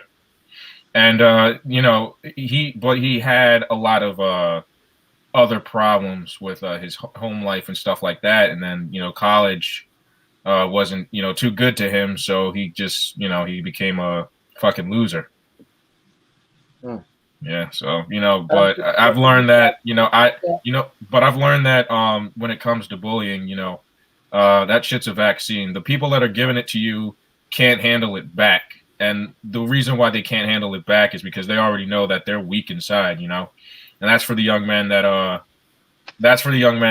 getting bullied and or that are trying to stand up to their bullies. Just remember, man, like they're giving you something that they can't have, a thick skin. You know what I'm saying? Right. That's a real valuable point. Real quick, just to when I heard Man Cave speaking, something he said really resonated with me when he said he stood up to the bully, and what stood out to me was being courageous. So the same way you stood up to that bully or stood up to the person that was bothering you in any situation, you stood up and you became courageous. You confronted an issue, and instead of running away from issue, I think a lot of guys nowadays they don't want to feel, like you were saying, feel pain. And through pain, you'll get pleasure out of it also, but you also grow. So a lot of what I resonated with was the courage, and I'll tie that to myself. Like right now, I just started a business, and a real estate business. So when I go to the gym and I talk to people about what I do, which is networking, and I find out that okay, he's in real estate, or even when I approach females, I find out more of the women that I approach, they're into real estate. And I come with things from a very spiritual background, to where whatever you're resonating on, whatever your aura is working on, you'll attract the people that are there to help you. But however, you have to put in the 20% of the work that has to be done. And it's putting 20%, 100% of the time is a lot of ways that I live by. So it's really being courageous, not fearing adversity. And when adversity comes, how do you react towards it? How do you learn from it?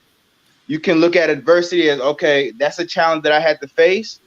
I'm not ready for that yet. Or that's a challenge that I had to face, and boom, I was able to jump over that hurdle. So I think from my perspective, as far as being a man and being your complete self, being courageous in times of adversity is really gonna show the character of just an individual. So that's a huge point. That's one thing that stuck out when you told that story, man, K. Yeah, and real quick, you know, as far as what you were saying, as far as like being courageous and stuff like that,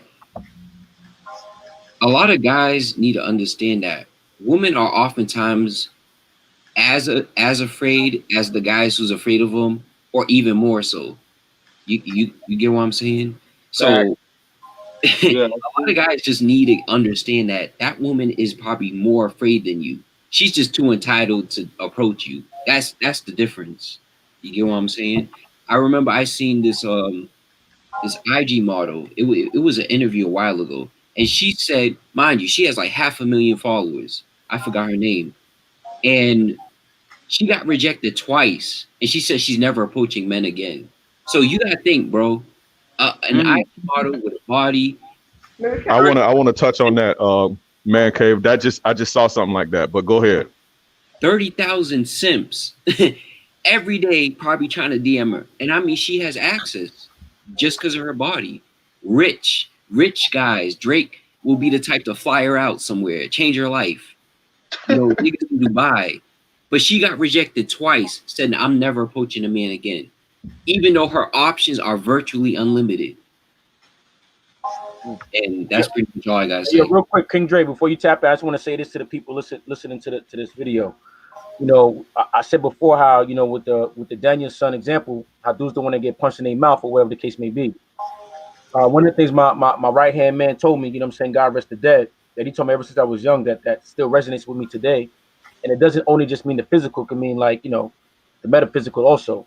And that is, he told me pain is nothing but weakness leaving your body.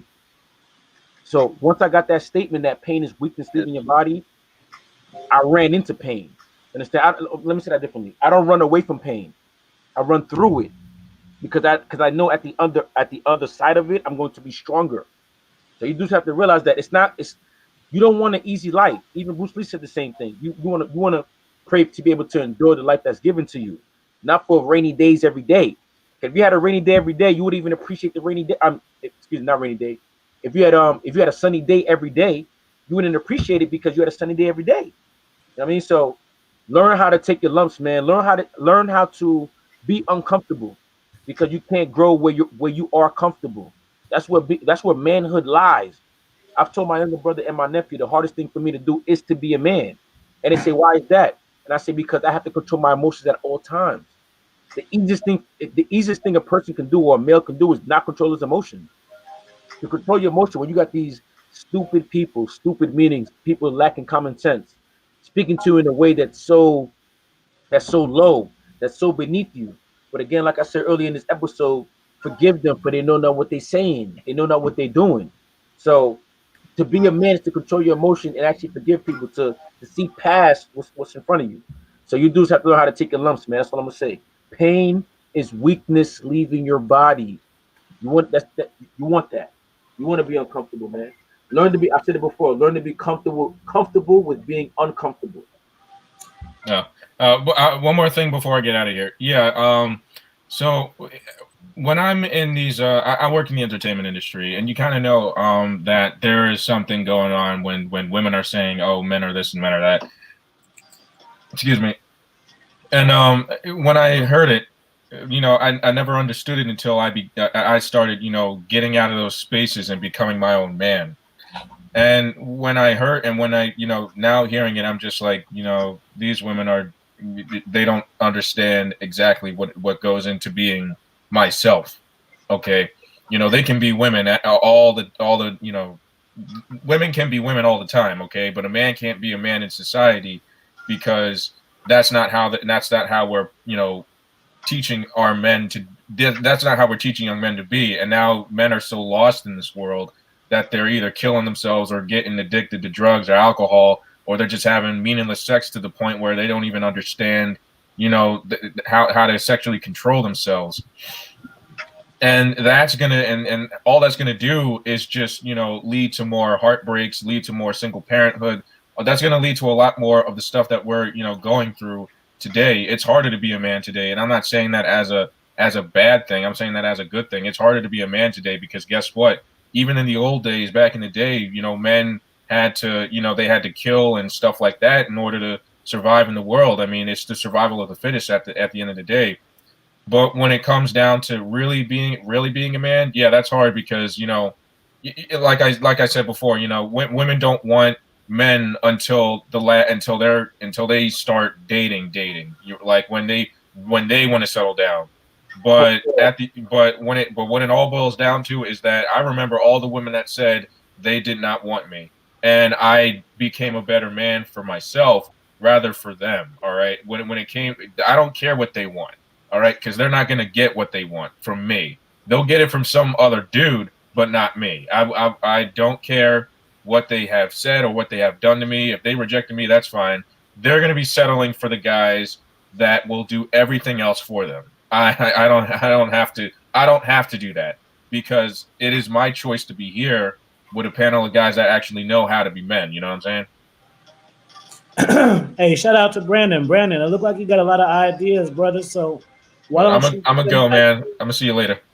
All right, bro. Some ideas and start creating some content. Send me some content that's fire over the Dominance Mindset and Raw Gaming, and then we'll do the interview. But get the content together first. It seems like you got a lot to say. You know what I'm saying? Maybe you can help somebody, you know? Hey. Maybe that's what you need right now. Boom. You feel me? Because if you got some positive shit to say, you helping us spread the word. If you got the same word, help us spread the word, brother. Go on ahead. Hey, yo, Fee, real quick, man. This just came to me. I was thinking we talking about role models, right? And we also talking about how, you know, we're in a generation now where it's a lot of single mother homes. So with that being said, a lot of these, I mean, maybe I'm stating the obvious, but a lot of these young males role models are their mother. Shout out to England. You know what I mean? A lot of their role models is their mother. And I was talking to Fee about this offline the other day. I was saying how you got dudes nowadays who be in their feelings, who be in their emotion, and you call them out and like, your fam, you in your feelings right now, calm down, or you in your emotion right now, like fall back. And they're like, what do you mean? I'm not in my emotions. What are you talking about? Because that's the way their mother reacts. They don't even know that they're being emotional because the way they were raised, they don't know any other way to deal with conflict or to deal with disagreement. You know what I'm saying? So we have a group of people, a generation of people where of males who be in their feelings, who be emotional and don't even know it. Like that's true. That's true. In addition to what RPC is saying, I think a big factor is not only just the mothers, but also the lack of them being outdoors. You know, we grew up with the internet too. That's true. So we grew up along with the internet. So the internet has taken over a lot of areas in life to where previous generations didn't have to deal with that. You get what I'm saying? I remember I told this dude, you know, I like being outside just for the sake of being outside. And you know what he told me? He said, for what? And it blows my mind like how much different this era is compared to like the people like my dad's era, you know, the generation before, because they would be outside, whether they was on the stoop, whether they was riding bikes, it was a lot more outdoor activity for a lot of guys, you know. I'll never forget recently, I had an Instagram DM a few days ago, and this woman, I think she's 47. She told, it'll blow your mind what she told me. She said, salute RSB, appreciate you. Oh, salute. She was saying that men, 15-year-old dudes in the 80s was more masculine than 25-year-old guys today. And it blew my mind here because that's a 10-year difference. I believe that too, though. Yo, I just said that to Fee. I say, yo, Fee. Didn't I say this, Fee? I say, yo, a 23-year-old today is like us when we were like 18 or 17 years old. Yeah. I think a part of that is the fact that your generation had to use your mind a lot more. Hell yeah. For example, like if you could tell if you had to Google something back in the day, RPC, you wouldn't have to Google that shit. You'd have to look it up. And in looking what you're finding up, you're learning more things through the process. So the new generation, if you want to find something, boom, it's there. So that gives them a more sense of entitlement. Back in the day, if I wanted to find out what a word is, I pull out that Webster dictionary. You know what I'm saying? I look it up on my way to find out what that word is. I look up 3 or 4 words during that process.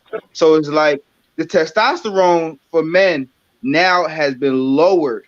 Yes, a lot of factors contribute to that, but because we had to use our minds differently, our testosterone, our being courageous, is being more masculine. The older generation has it more, but it can be developed in the younger ones now. But they got to just bring their ego down a little bit and realize they don't know a lot. So I'm glad you know what I like about I do like about this younger generation. Yeah. Hey, real quick, shout out to Brendan for that super chat. And Fireman, it's not high level pussy chasers, it's expert level pussy chasers. Go ahead. But like I try to stay connected with the younger generation because you can learn a lot from them. Yeah. One thing that I do now, I'll say the bad first. Like the younger generation, there's a lot more pussy-fied guys. Just like the guy was just talking about, like people inside, not outside, and not getting that testosterone pumping. People growing up on the internet, so that naturally makes and not having fathers and shit like that. All of these things combined makes men naturally more pussy, right? Mm-hmm. But on the other hand, I like the younger generation because they are a lot more intelligent and a lot more like they have a lot of opportunity, and they using their opportunities to further and make this existence a lot more, like a lot better. Like we had MySpace and shit like that. We had MySpace and Black Planet and hell, even like Facebook back then, right? Say 10, 11 years ago. Yeah. But they like using this shit and like blowing up and like making money. My baby sister is 17, 18 years old. Mm-hmm. And she has like a business, like an Instagram business, right? And she's making money from her Instagram business, right? And when I was 17 or 18, that was the furthest thing from my mind. It's like starting a business. At that age. That was like, you know what I'm saying? So I like them because they're a lot more advanced and they get a lot of things done on a lot more fronts, even like socially and shit. I don't want to turn the tide to like, but even like socially and shit, like the what's going on now has been going on. Like when we was growing up, the police was killing motherfuckers and it, you know what I'm saying? It was a lot worse back then. It wasn't televised, but now one thing about the youngins, they're getting them streets. Is it safe to say that they're absorbing more information at a faster clip? Yeah, because of course. They're getting not absorbing. They're getting not absorbing. Yeah, they're getting information without discernment. They don't even know how to separate the But if you think right, if you think like how far we've come, like where we at now as far as technology and mentalities, like I say, as far as when it comes to masculinity and women and shit, a lot of these dudes pussy, right? But when you look at on a whole, like a lot of this shit come like, the way we moving forward as, from society, this comes from the younger generation. You see what I'm saying? It's not, we ain't out here and speaking up. We not doing that. We 30s and all that. We trying to make a living and shit like that. It's these young kids on the ground. As far, no, I'm for real. Like we wasn't. You're 100% correct. 100%. Even now, we wasn't doing it back then. You see what I'm saying? I would say the business side they've gotten better with, because shit that was nerdy when we were growing up, you could talk about now and it's like not nerdy. Like eBay. Like back then, if we were young trying to say you want to start like a business or investing at 13, whatever, you were square. It was like, nigga, we want to play football. Yeah, they fearless. Yeah. They fearless as far as like, not worried about what people think. Like we come from like the peer pressure era. Like, like we come from like that went through it. that are like, If fuck that, we ain't raising our kids to do what we did. Like, you got Allen Iverson niggas that are like 40 now that are like, nah, we did some things cool, but we did some things wrong. But it overcompensated. Trav, if you said 10 years ago you wanted to be a podcaster or B, a YouTuber, that would be some square ass shit. You were a dork. Yeah, like, but these kids, like, but the reason it's cool now is because they didn't give a fuck about that. You see what I'm saying? They didn't care. Like, they didn't care what was cool on TV. They didn't care what was, like, I don't know, I got to give it to them. They're doing it. They don't care because we don't like their fucking music. It sucks, but they don't care. These motherfuckers just think about when we was 18 and 19 and shit. Yeah, you had, and I'm just being completely honest, right? And no, I can't speak for everybody, but I'm just saying for me and like, you know, what I saw, like, we were pretty much trying to be like what we saw on TV, or, you know, fit into a mold, and that comes from programming and shit like that as well. And that's another thing that they don't have. They don't have the programming that we had. Like, everything back then was uniform. Like, we can all say some shit and we can all like resonate with something because we all went through it, but or we all watched it. But that came from programming from like elites, right? They don't have the same. Yeah, they don't have that same programming now. So it's more like they're a lot more wild and free. Like, they're a lot more free and wild, and I would say fearless than we were back then. So I can't knock them too much. Like, I actually like envy it in a good way. Like, you know what I'm saying? Like, there's some positives. You have to mix the old with the new. That's what I think you have to do, because it's like, you gotta take the old school foundation, but adapt it to the new school trends and technology, if that makes sense. Because like, you're gonna go through bullshit, bro. Like, for example, like, if you get ghosted by a chick, it's way easier to re-up on a chick the same day or the next day. So that's the thing. It's like, if you can run through it, it's like, yeah, chicks ghost more, yeah, but you got more opportunities too. Right. You know what I'm saying? Yeah, I like them. I like these young cats, man. I ain't gonna lie. I like them. I love them. Like, I try. Like, at first, like, when I was under a rock for a while, and I kind of poked my head up. It's like, oh, this shit is corny. But then I started getting into it. I started talking to my little cousins and shit. And I was at a birthday party, right? And this is when it hit me. I was at a birthday party. This was probably 4 or 5 years ago. I was at a birthday party, like for like a kid, and it was this guy, this young kid, probably was like 13 or 14, and I was talking to somebody else about the old music, right? And this kid was like, he walked by and like was ear hustling, and he was like, "Y'all tripping? Chief Keef, the greatest rapper that ever lived, right?" Bruh, yeah. No, listen to me. When he said that, I almost lost my shit right then and there, right? Like, I didn't know the kid, but I almost like choked him out. But then I thought about it, right? I thought about it. You got a 13-year-old kid. Like, when I was 13, let's see. Yeah, it was Tupac. Lil Wayne was popping. Nah, like, yeah, when I was 13, it was maybe Biggie. Biggie. Nah. How old are you, Dre? I'm 36. I just turned 36. Oh, okay. A couple weeks ago, yeah. Okay. Yeah, I just turned 36. Yeah, appreciate it. Yeah, so it was like, I don't know, 96, 97. 96, 97. Whoever was popping in. DMX, man. That's DMX. X, there you go. Right, but even like what Trav was saying earlier, when you look back on it, it's like these motherfuckers was corny as fuck. Like, when you looking at them now, from back then, when you a kid and you looking up, it's like they like the greatest shit ever. So I understood, like, when I went and thought about it, like, I'm trying to tell this kid about Tupac. This kid don't give a fuck about Tupac, right? He didn't grow up listening to Tupac. He grew up listening to Chief Keef, right? And so to him, that's what he knows. So I get it. Now, if you want to try to compare it to me and Chief Keef is a shit stain compared to what I like, right? But if you ask somebody that was, I like Tupac, so let's ask the guys before me, they would say like Rakim, and the guys before them, they would be like, Rakim, you crazy, you Tupac, you out of your fucking mind. Curtis Blow is the fucking man. Or Busy B, you see what I'm saying? Curtis Blow.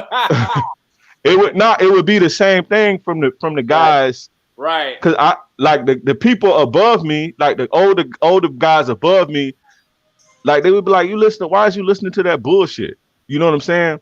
Like my uncles and shit like that. Like I don't want to hear that bullshit. Put that shit, that boom bap shit. That's what they used to call it. But that's just, they didn't come up listening to that. You know what I'm saying? So it's the same thing like with the Chief Keef. Like when I said that, everybody was like, what? But I had to understand, like our time is over for that. Like it's daytime now. But hey, yo, I agree 100% with you, King Drake. Cause I was talking to my nephew. He's 23, and I remember just randomly I asked him, like, yo, who's your favorite rapper? Who you think the best rapper? You know what I mean? Whatever. He's like, oh, Drake, no question. I said, nah, seriously, man, yo, who thinks you the best rapper? He's like, Drake. I'm like, yo, nigga, you serious? Right. I had to think about it. Like he's 23. I mean, he was born in like 97. So when he was born, that's when Jay-Z first came out, or Nas or whatever. And then I'm like, yo, he grew up in an era where, I mean, when I grew up, we had different artists. Like if a dude was whack, he's only gonna be out for like a month or two, and you ain't gonna hear from him again. Nowadays, you don't even hear these artists on the radio. You know what I mean? So at least I had options to choose from. These new generation, all they have is Drake and everybody under him. And even then, like me, I ain't gonna lie, like the shit that was in the 80s, all that music that was in the 80s, that 80s New York shit, no disrespect to you, I know you from New York. I didn't like that shit. I didn't like that shit at all. Like I didn't like the guys before, the guys that was before Pac and Snoop and Dre, and the guys before then, like Public Enemy and all that. I thought that shit was the corniest shit ever. I ain't gonna lie. You know what I'm saying? So the message was a little different though. Their message was a little bit more uplifting, the older generation, though. I would say that. But it I didn't give a fuck what it was. I thought it was corny. Hey, shout out to Professor MGTOW real quick. He says they're getting more information, but they are also dumbed down too. Younger generation is more socially programmable, whereas older was more spiritually programmable. That's fact. I agree. Yeah. Like I don't know. I actually think they smarter than us. I think we harder than them. Like I think we harder than them. We more masculine than them. Like, but they have more sense. I think not even more sense. They're like not like yeah. I think they're more. I think they're smarter than us. Like they got, especially in today's climate with, and I would say with technology and socially, right? Not social awareness. Right, of what's going on, not socially, like not meaning they can like go pull holes and shit like that. Not like that. We got the game, but like with like social issues. Yeah, social issues. Right. Okay, social issues and like technology. And even like when you look at the music industry, right? These kids are making way more money than our favorite rappers was, and they doing this shit by themselves. Like that's why I can't like. But that's you have to get technology though. The technology is allowing them to create businesses off of their talents. But check this out, right? Just like you had a Master P back then, you had Jay Prince and niggas like this, right? Mm-hmm. What was stopping everybody else from doing that? You know what I'm saying? Like everybody else could have been lit and not really lit, but eating like that. These kids have figured out, like you could figure out how to do it yourself back then, right? It was a few people who said, you know what, fuck these labels. I don't need this. I'm gonna do this shit on my own. Master P, Baby, Birdman, Jay Prince, you know, these guys, right? What stopped everybody else from aspiring to do that? Jay-Z and shit like this. These kids they not letting the powers that be pimp them. Some of them are, but the majority of them, they eating way more than the rappers like that we grew up listening to. Like these kids, like you'd be surprised how much money these kids making, and you don't even have to be lit like that to be eating. And they figured that shit out. Like I cannot knock that whatsoever. Like that to me, that's saying like, because I used to want to be a rapper and all that shit when I was younger. And I'm like, these kids have figured out a way to figure this shit out. They don't have labels. They don't have nobody controlling them. A lot of them own their own shit. They doing their own videos. They putting their own tours together and shit like that. You didn't see this shit back then. Niggas was getting pimped out by the powers that be. And a lot of them still fucked up and still enslaved from a contract they signed 20 fucking years ago. You dig what I'm saying? So like that goes back to what Trav was saying. We combine the old school with the new school. They're gonna be different. Yeah, that's what I think it is. Like I said, I think there was like an overcompensation. Like when I was growing up, it was harder. It was like way more like the thug shit was way more thugged out. Cats wasn't trying to be as intellectual. It was just be more like on some whatever we were programmed shit. But that generation now is now parents and grandparents. Like Snoop is a grandfather now. Like, but when I was growing up, he was a young nigga. So it's like now that same growing up, and he's like, nah, we were wrong here. Like, this wasn't right. You know, he's had life experience to tell him like some of that ignorant nigga shit we did back in the day, we can't do that shit no more. So that's what I like. That they've gotten rid of some of that, but then they've overcompensated and got soft. Some of that masculinity got lost with for some reason. So it's like this dude says that this dude.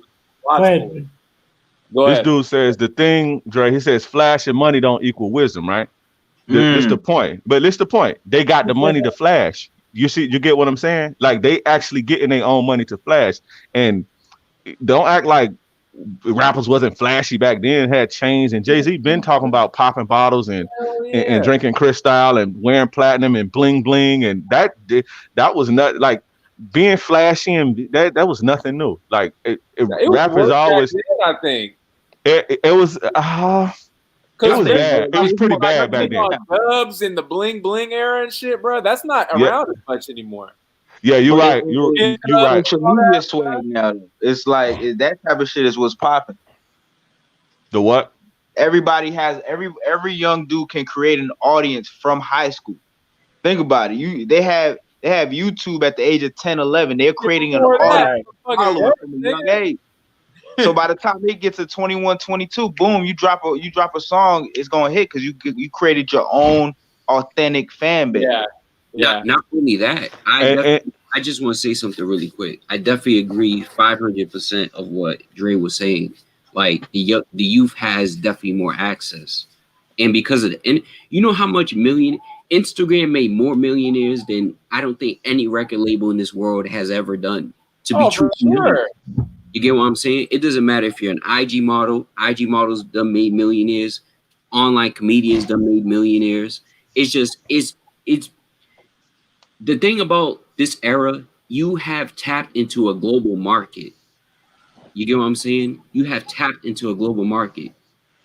Meaning it's globalized now. Meaning that if someone like Offie was to do the finesse game back then, he would have to put out a book and he would have to promote it. It could take years before this copy start really selling. You get what I'm saying? So now, because he has the internet, he's able to put out books. I don't think back in the day you could have put out 3 books in a single year. It would be virtually impossible. Fuck no, you couldn't. No. So I think it was easier to do things. Like if you had the wherewithal to move around, I think it was a lot easier. And if you did it right, I think it was a lot more money. Hence why you got guys like Jay Prince and Master P and shit like that. It was a lot of work now, but like putting out a book. You know how many niggas got books now? Like it's like more saturation. It's harder like with YouTube, right? Trying to start a YouTube channel. Or trying to be a fucking rapper in today's time and trying to upload your videos in a sea of people who already have that.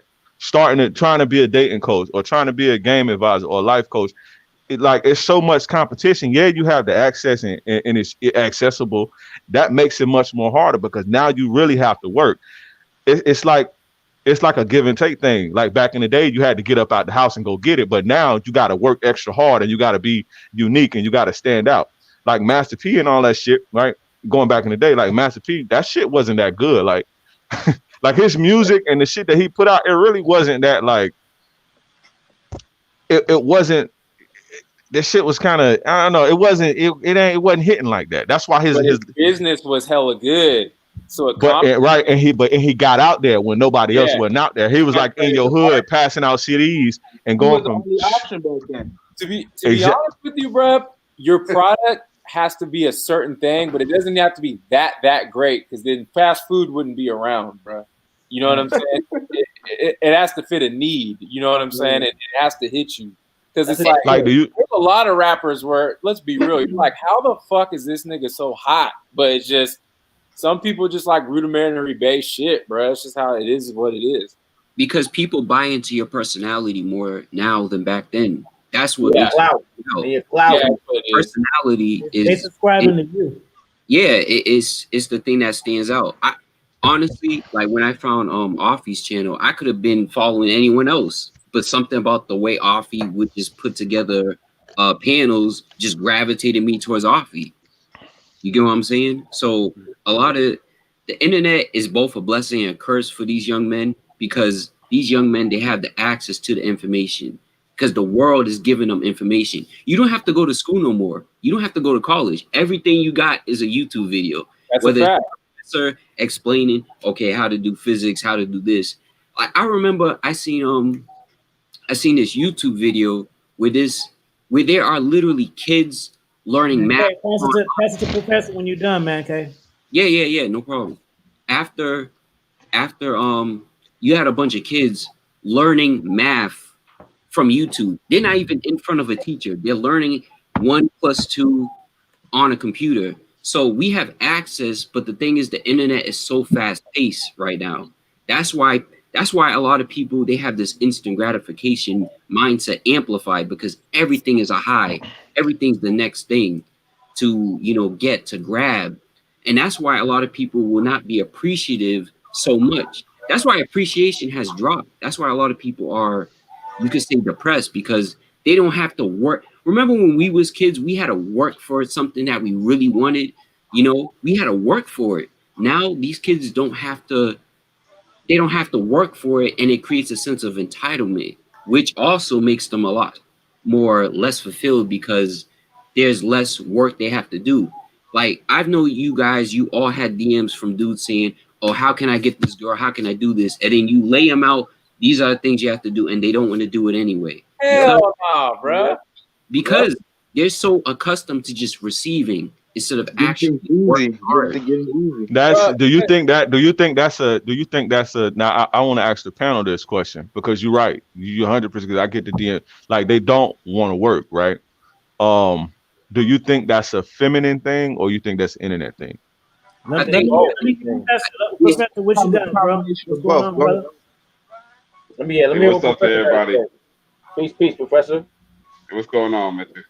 What's going on, thanks for having me on, brother. I'm just listening. I wanted to hop on when I heard the topic first, young versus old. I was thinking about the point you just mentioned, King Dre, talking about it being feminine too, because the way the females operate. I said the other day that having a pussy is like playing God mode. Well, playing life on God mode. Today, the younger kids are playing life on God mode, and they're able to get away with not having to have accountability, and they have less consequences than there would have been in our generation. I do think it's a more difficult path for them today to make things, make a way. Because I was talking to my boy Born about this, saying like if me and him were born in the 40s and the 50s, like we probably would have been, with Frank Matthews and moving heroin and shit, like multi-hundred millionaires, because it was so easy, because they didn't have the technology spying on you, this and that, So, but on the other end, there was a lot of wisdom that had to be gained. So they are intelligent here today, but they're not wise also. So I think we're wiser from our generation, because we had to go through trial and error. They didn't have to go through trial and error for a lot of things, because they're just able to because the technology and the internet, they can just figure out the right way. You know what I'm saying? For example, back when I was younger, working on cars with my dad, I would have to figure out different ways. I messed this up, then I got to go back and try it. Or even give another example, trying to hook up speakers back in the days before there was internet. I had to figure out, just trial and error, burning through wires, how to hook up the subs to my car system. Now I can just hop on YouTube, So when I went through the trial and error way of trying to do it, I ended up learning, okay, this causes this effect, this causes this reaction. That's going to blow the speaker. So you not only learn what you were aiming to do, but you learn 8, 9 things that are going to give you other, other causes and effects as well. Well, these young kids are not doing that, but I will give them the advantage of they have to go out and get it. Like like grandfather. Most of our grandfathers and grandparents retired, and they worked a job. They went to the military, then they went to Ford, then they retired. So it was a streamline, and they really didn't have to jump off that conveyor belt. It was pretty much set up for them to just follow the path. Nowadays, kids are creating their own paths and saying the hell with that. You know what I'm saying? So I will give them that credit. Hey, shout out to Roy Reese for the super chat. He said, peace, peace, my brothers. Peace to you, brother. Shout out to TOP. I see you, brother. Royal Reese. Drake, can you ask that question again? I was saying, like, do you think it's more? Do you think it's more like the way that the kids are like now? Do you think it's like somebody was saying, like they're more received, like they're like entitled and like used to receiving? Yeah. And being a receiver is a feminine thing, right? It is a feminine thing. So I was asking, do you guys think it's more of a and this question just popped in my head as I'm thinking, so I don't even know. But do you think it's more of an internet thing, or do you think it's more of a feminine thing? Due to like a single motherhood and shit like that. I think it's more of a feminine thing, because if we break down how we process the internet, it's actually feminine. If we really break it down, the internet is really feminine, because if you notice how females operate, they're never satisfied. A lot of people who's on the internet all the time, they're never satisfied. You get what I'm saying? It's always about chasing the next high, chasing the next thing, and it branches off into music. Like a lot of people. I know you guys are older than me. So back in the day, an album used to sit with you for a while. Like when you got that Jay-Z Blueprint in 2001, or when you had that Outkast album, it lasted longer with you. We can have an album that has just the amount of quality and we're on to the next day in a month. But I think that's due to, and I was talking about this earlier, like, but the music game has changed tremendously based on the fact that there's no gatekeepers anymore. See, back then, and then you got to think too, when you're a teenager, you don't have the access to a lot of money like that, and then you don't have a ride to the fucking music store. Like there was a bunch of variables as to why that's the case. Like I said, when the Jay-Z album came out, you had to say, I saved up money to get that motherfucker number one, right? For like 2 months to get it. Then I had to beg my mom or my grandma or somebody to the store, catch the bus to the music store to actually go get the motherfucker. Then you got the record labels not putting out music like that. So a record label will have 15 artists, but they will only work on one per year. You know what I'm saying? Or maybe put all of their eggs in one basket, and instead of doing the Master P approach where everybody gonna put out an album in 6 months, most record labels was doing like, okay, we're gonna put all our eggs into Jay-Z this year, and then next year we're gonna do DMX, and then next year we're gonna go back to Jay-Z.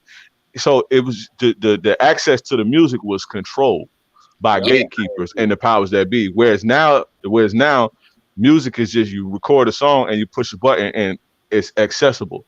So that's where you get that. That's what you get that this whole microwave culture, because the field has been leveled, the playing field has been leveled to where everybody can do it now. Everything is oversaturated.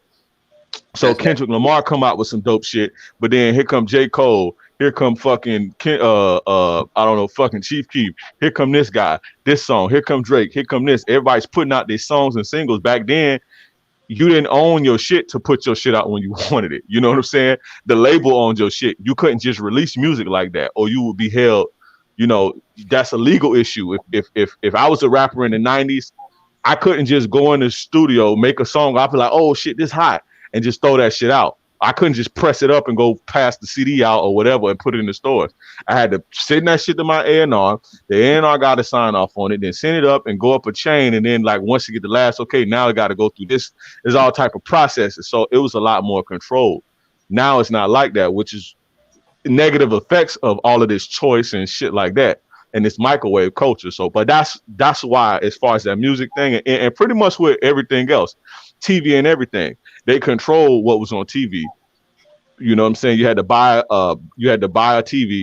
Then you had only a few cable companies and only a few TV. So everything was controlled. Now you got YouTube. So we getting information from all over the place, music from all over the place. You see what I'm saying? So, even with that topic, it's the older. I think it's the older generation that actually has the wisdom to take advantage of. Remember, going back to the trial and error. When I think of independent artists, I think of Currency. I think of Larry June. I don't really think of these young dudes because most of them are just signing. Like the young dudes, even though all that information, like I said before, they got more information, but they're not necessarily using it. Otherwise, a lot of these young dudes would be independent, but they want it so quick that they're willing to sign a deal and they get fucked in the process. Whereas the older guys, like a Larry, like a Currency, who are out here on a independent grind, getting things, the right way. And then another observation I've seen is that a lot of these young guys are small. You know what I'm saying? Not in sports, in rap. Back in our days, rappers were 6 feet tall, 35 years old. They had grown men stature. Now it's like little boys. That's probably the testosterone, the drop in testosterone. You know what you just said? You said something too about sports. Like I always wondered, like, why are these like defensive backs so little now, and these like linebackers are like my size? Them niggas was huge. Like I never understood that. That's crazy that you said that. Like I never, like I always ask myself, like, what's the difference between, like, remember in the 90s and the 80s, them niggas was huge. Like basketball players, the defensive backs, and they look like men too. They had grown ass beards. When you look at Patrick Ewing coming out of college, and some of these other guys, they look like grown 40. They look like the equivalent of a 40-year-old today. Nowadays, they look like little boys, man. You got Steph Curry, clean face, like a little kid, and they just look so young. Yeah, but what do you think that's attributed to? Well, this is the thing, right? You had to work for shit. So as you work for things, it gives you, it develops in you slowly, but it's that there's the older generation, the superstars from when we were growing up had more charisma, more swag, everything, bro. Especially too, like, I don't even watch wrestling anymore, but I saw like Jake the Snake walked on like that AEW show not too long ago and gave a promo, and I'm like, God damn, that was sick. I was like, I haven't seen anything this tight in like 20 years. And it's like, because he grew up in like the civil rights times, like Vietnam times, all that. Like, they grew up during harder times where you had to work through shit and you didn't have a choice. Either you worked through it and survived or you were done. So they were forced to develop that grit. Now with the internet and all that, you could push all these buttons and not leave home. And you're very entitled. So that's why, like, people aren't going to choose to take the hard road if they don't have to. So that's the downfall of technology. It's like Wall-E, where they were like, everyone's going to be lazy and not fucking get out the fucking seats and be fat. That's what's happening because everyone's automating everything. So it's like automation isn't always necessarily good for everything because you don't get the experience from it. Does that make sense? Hey, Brad, I gotta get going, bro. So let's all say our last words real quick, starting with you, bro. I just think in this day and age that you got all this information and you can get the right role models, but you got a lot more false prophets. So you need to make sure that you're vetting the right sources and get the right role models. Don't be a sucker out here. That's all. Good, man. Kay? Yeah, I just want to say, I definitely appreciate you for having me on here. Everyone made great points. I think with this era, I don't even think male role models are even enough. Like, society has to change in general. You get what I'm saying? Because I agree. Everything, I mean, there are male models around. You get what I'm saying? A lot of people just don't like them. Whether it like I was telling RPC earlier in the stream, whether it's in school, whether it's in, whatever field, a lot of people don't care that much about masculinity like that. A lot of people like the idea of masculinity in service to them, but they don't like the essence of masculinity itself. I remember as a kid, like if you had like shorts passes, like if you had really extremely short shorts, niggas looked at you like you're gay. You get what I'm saying? Like, your shorts had to be passionese. You feel me? Like, damn near almost to your feet almost. You get what I'm saying? Yeah. And there was something I wanted to respond to what Dre was saying earlier, as far as like, what Trav was saying real quick.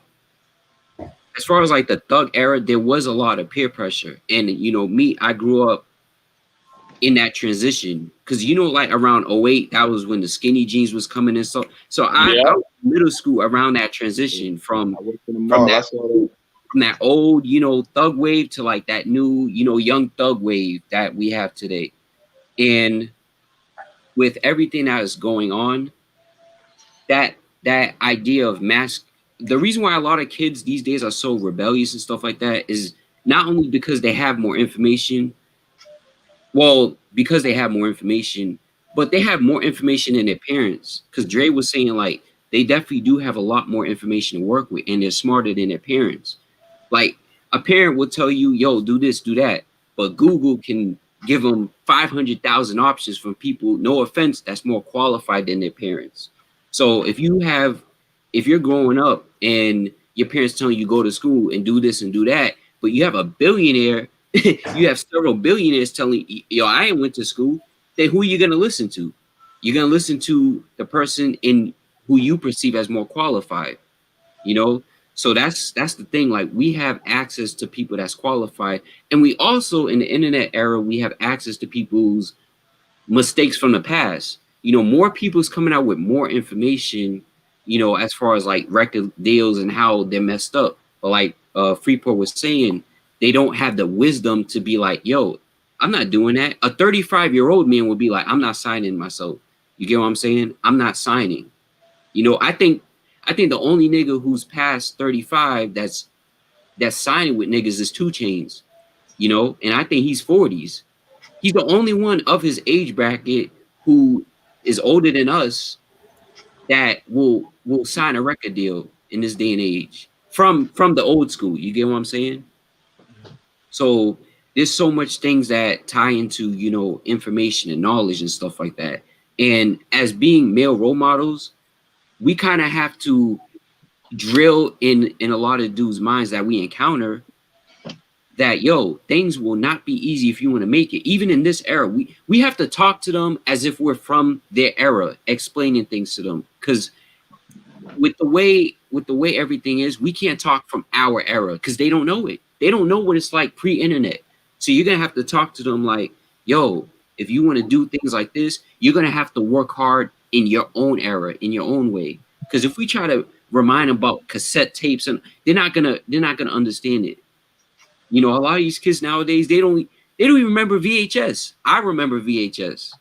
You know, so an 18-year-old kid, even 6 years apart, is living in a completely different reality than someone like me, who grew up, who's like 24 right now. So it all comes down to information, and that's all I gotta say. Good. China White, why was you secret watching? You ain't said what's up this whole time. What's going on, sis? King Dre, last words. King Dre. Yeah, appreciate you for having me on. You know, peace and blessings to everybody that's on the panel. It's good stuff. I took in a lot. And yeah, I appreciate stuff like this. So yeah, that's pretty much it, man. Good. I don't give a fuck. What's going on, bro? I just want to say, just to the people, first of all, appreciate all of y'all for having me on here. I learned a lot from all of y'all, just not on this video, previous videos. To the guys that's listening, man, just understand, yo, you have everything you need to get all the material things you want in life, right? A way that you guys should learn how to develop yourselves is on a spiritual level. I always come at things on a spiritual level. Learn who you are, learn your strengths, learn your weaknesses, strengthen your strengths, and work on your weaknesses. And as far as finding a role model, once a lot of men begin to realize I'm an individual and I have my own principles that I live by, you can then find the type of mentor that resonates on exactly who you are. So a huge part of just your journey in life in general is finding out who you are, and then you be able to find out who you need a mentor, if you need a mentor, if you want to be a mentor, those type of difficult questions in life, and just continue to grow as men. That's it. Good. Professor? Well, thanks first for having me on, and it was a pleasure listening to you guys for the time I was on here. I was able to pick up a lot of good insight that I can reflect upon. For the youngsters listening in, or whatever age you may be, just understand experiences is everything. You know, it's a lot of people who their whole repertoire consists of reading books and YouTube, and then you got others whose whole repertoire consists of getting out the mud and actually being out there. So being able to recognize the difference. You know, YouTube will get you a solid answer, but getting out the mud will get you depth and experience. So experience is key. So just go out there and have experiences. You're gonna mess up. You know what I'm saying? Just don't do anything extreme, but just be willing to say yes more than you say no. And when you look back at it, you're gonna have a whole lot more wisdom. Good shit, brother. RPC.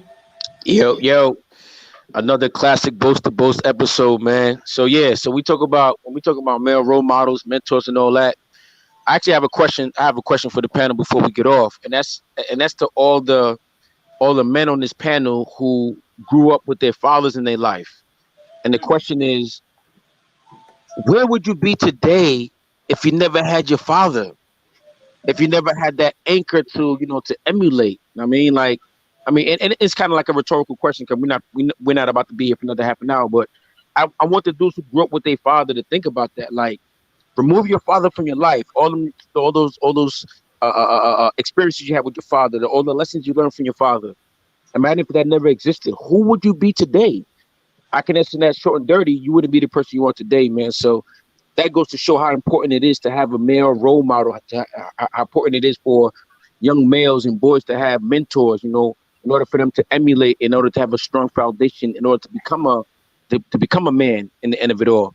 And last thing I'll say is, again, y'all stay on the lookout for my book coming out. A lot of these dudes, my thing is, my message is for boys and young males to grow to be men, boys to men. But I realize a lot of dudes really want to talk about females and sex and all that stuff, whatever. But that's why I'm coming out with a book of female nature, because I feel like once dudes can put that on the shelf, once dudes understand females, again, that includes your mother, your sister, your daughter, your girl, your wife, all that stuff. The chick at the grocery store. Once you're able to shelf that part of your life where that's not even to the point where it becomes second nature, where it becomes muscle memory. It's not a conscious. And side note, that's another thing about these dudes, man. Y'all dudes listen to so much YouTube content that when it comes to talking to a chick, you're going off what you heard on YouTube. Oh, am I cold approaching? No, that's beta. No, I'm not gonna cold approach. Is that a true signal? No, that's not a true signal. Hold on, what should I do? Come on, fellas. Y'all getting too technical, man. Live life live is what I say, man. Live in the present. Learn yourself and you learn the people around you, man. So keep your eyes open for the book to come out, man. That's what I'll say. I want to say something to what you said, RPC, about the father thing.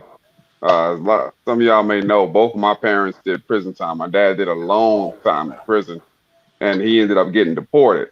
But even though he was deported and I in prison most of my life, he changed my life the most. I would say just 5% of the conversations of my dad had more of an impact than 100% of the conversation of every female in my family. You know what I'm saying? So the impact of the father, even if they're not around, that shit, it's the energy. It just means so much more than having a woman around, man. Because I think my dad sent me a DVD. It was called Satanism in Hollywood and Movies. And after that, I was completely woke. Before I got that DVD, I didn't know anything about life, man. But after that, it just changed. I just went completely outside the matrix. So just that one move of sending a DVD did more for me than any other family member my whole life together. So that's how important a father can be, man. Just that 1% can really change your life. He took you behind the curtain, Mr. Freeport. You know what I mean? Yes, sir. And that's all he needed to do. You did the rest. Yep.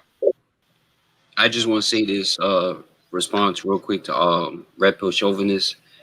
Yeah, I learned if I didn't have my father, I definitely would be different because I learned from his mistakes. Like he was definitely someone that a lot of people, they tend to like repeat their parents' mistakes. I chose different. So I chose to like learn from, his mistakes. If I didn't have that I didn't have that image of, you know, the pros and cons of, you know, his behavior, I'd be different. So I definitely appreciate, you know, him for being in my life, because like I definitely learned, you know, I learned what to do, what not to do, and I made my own path.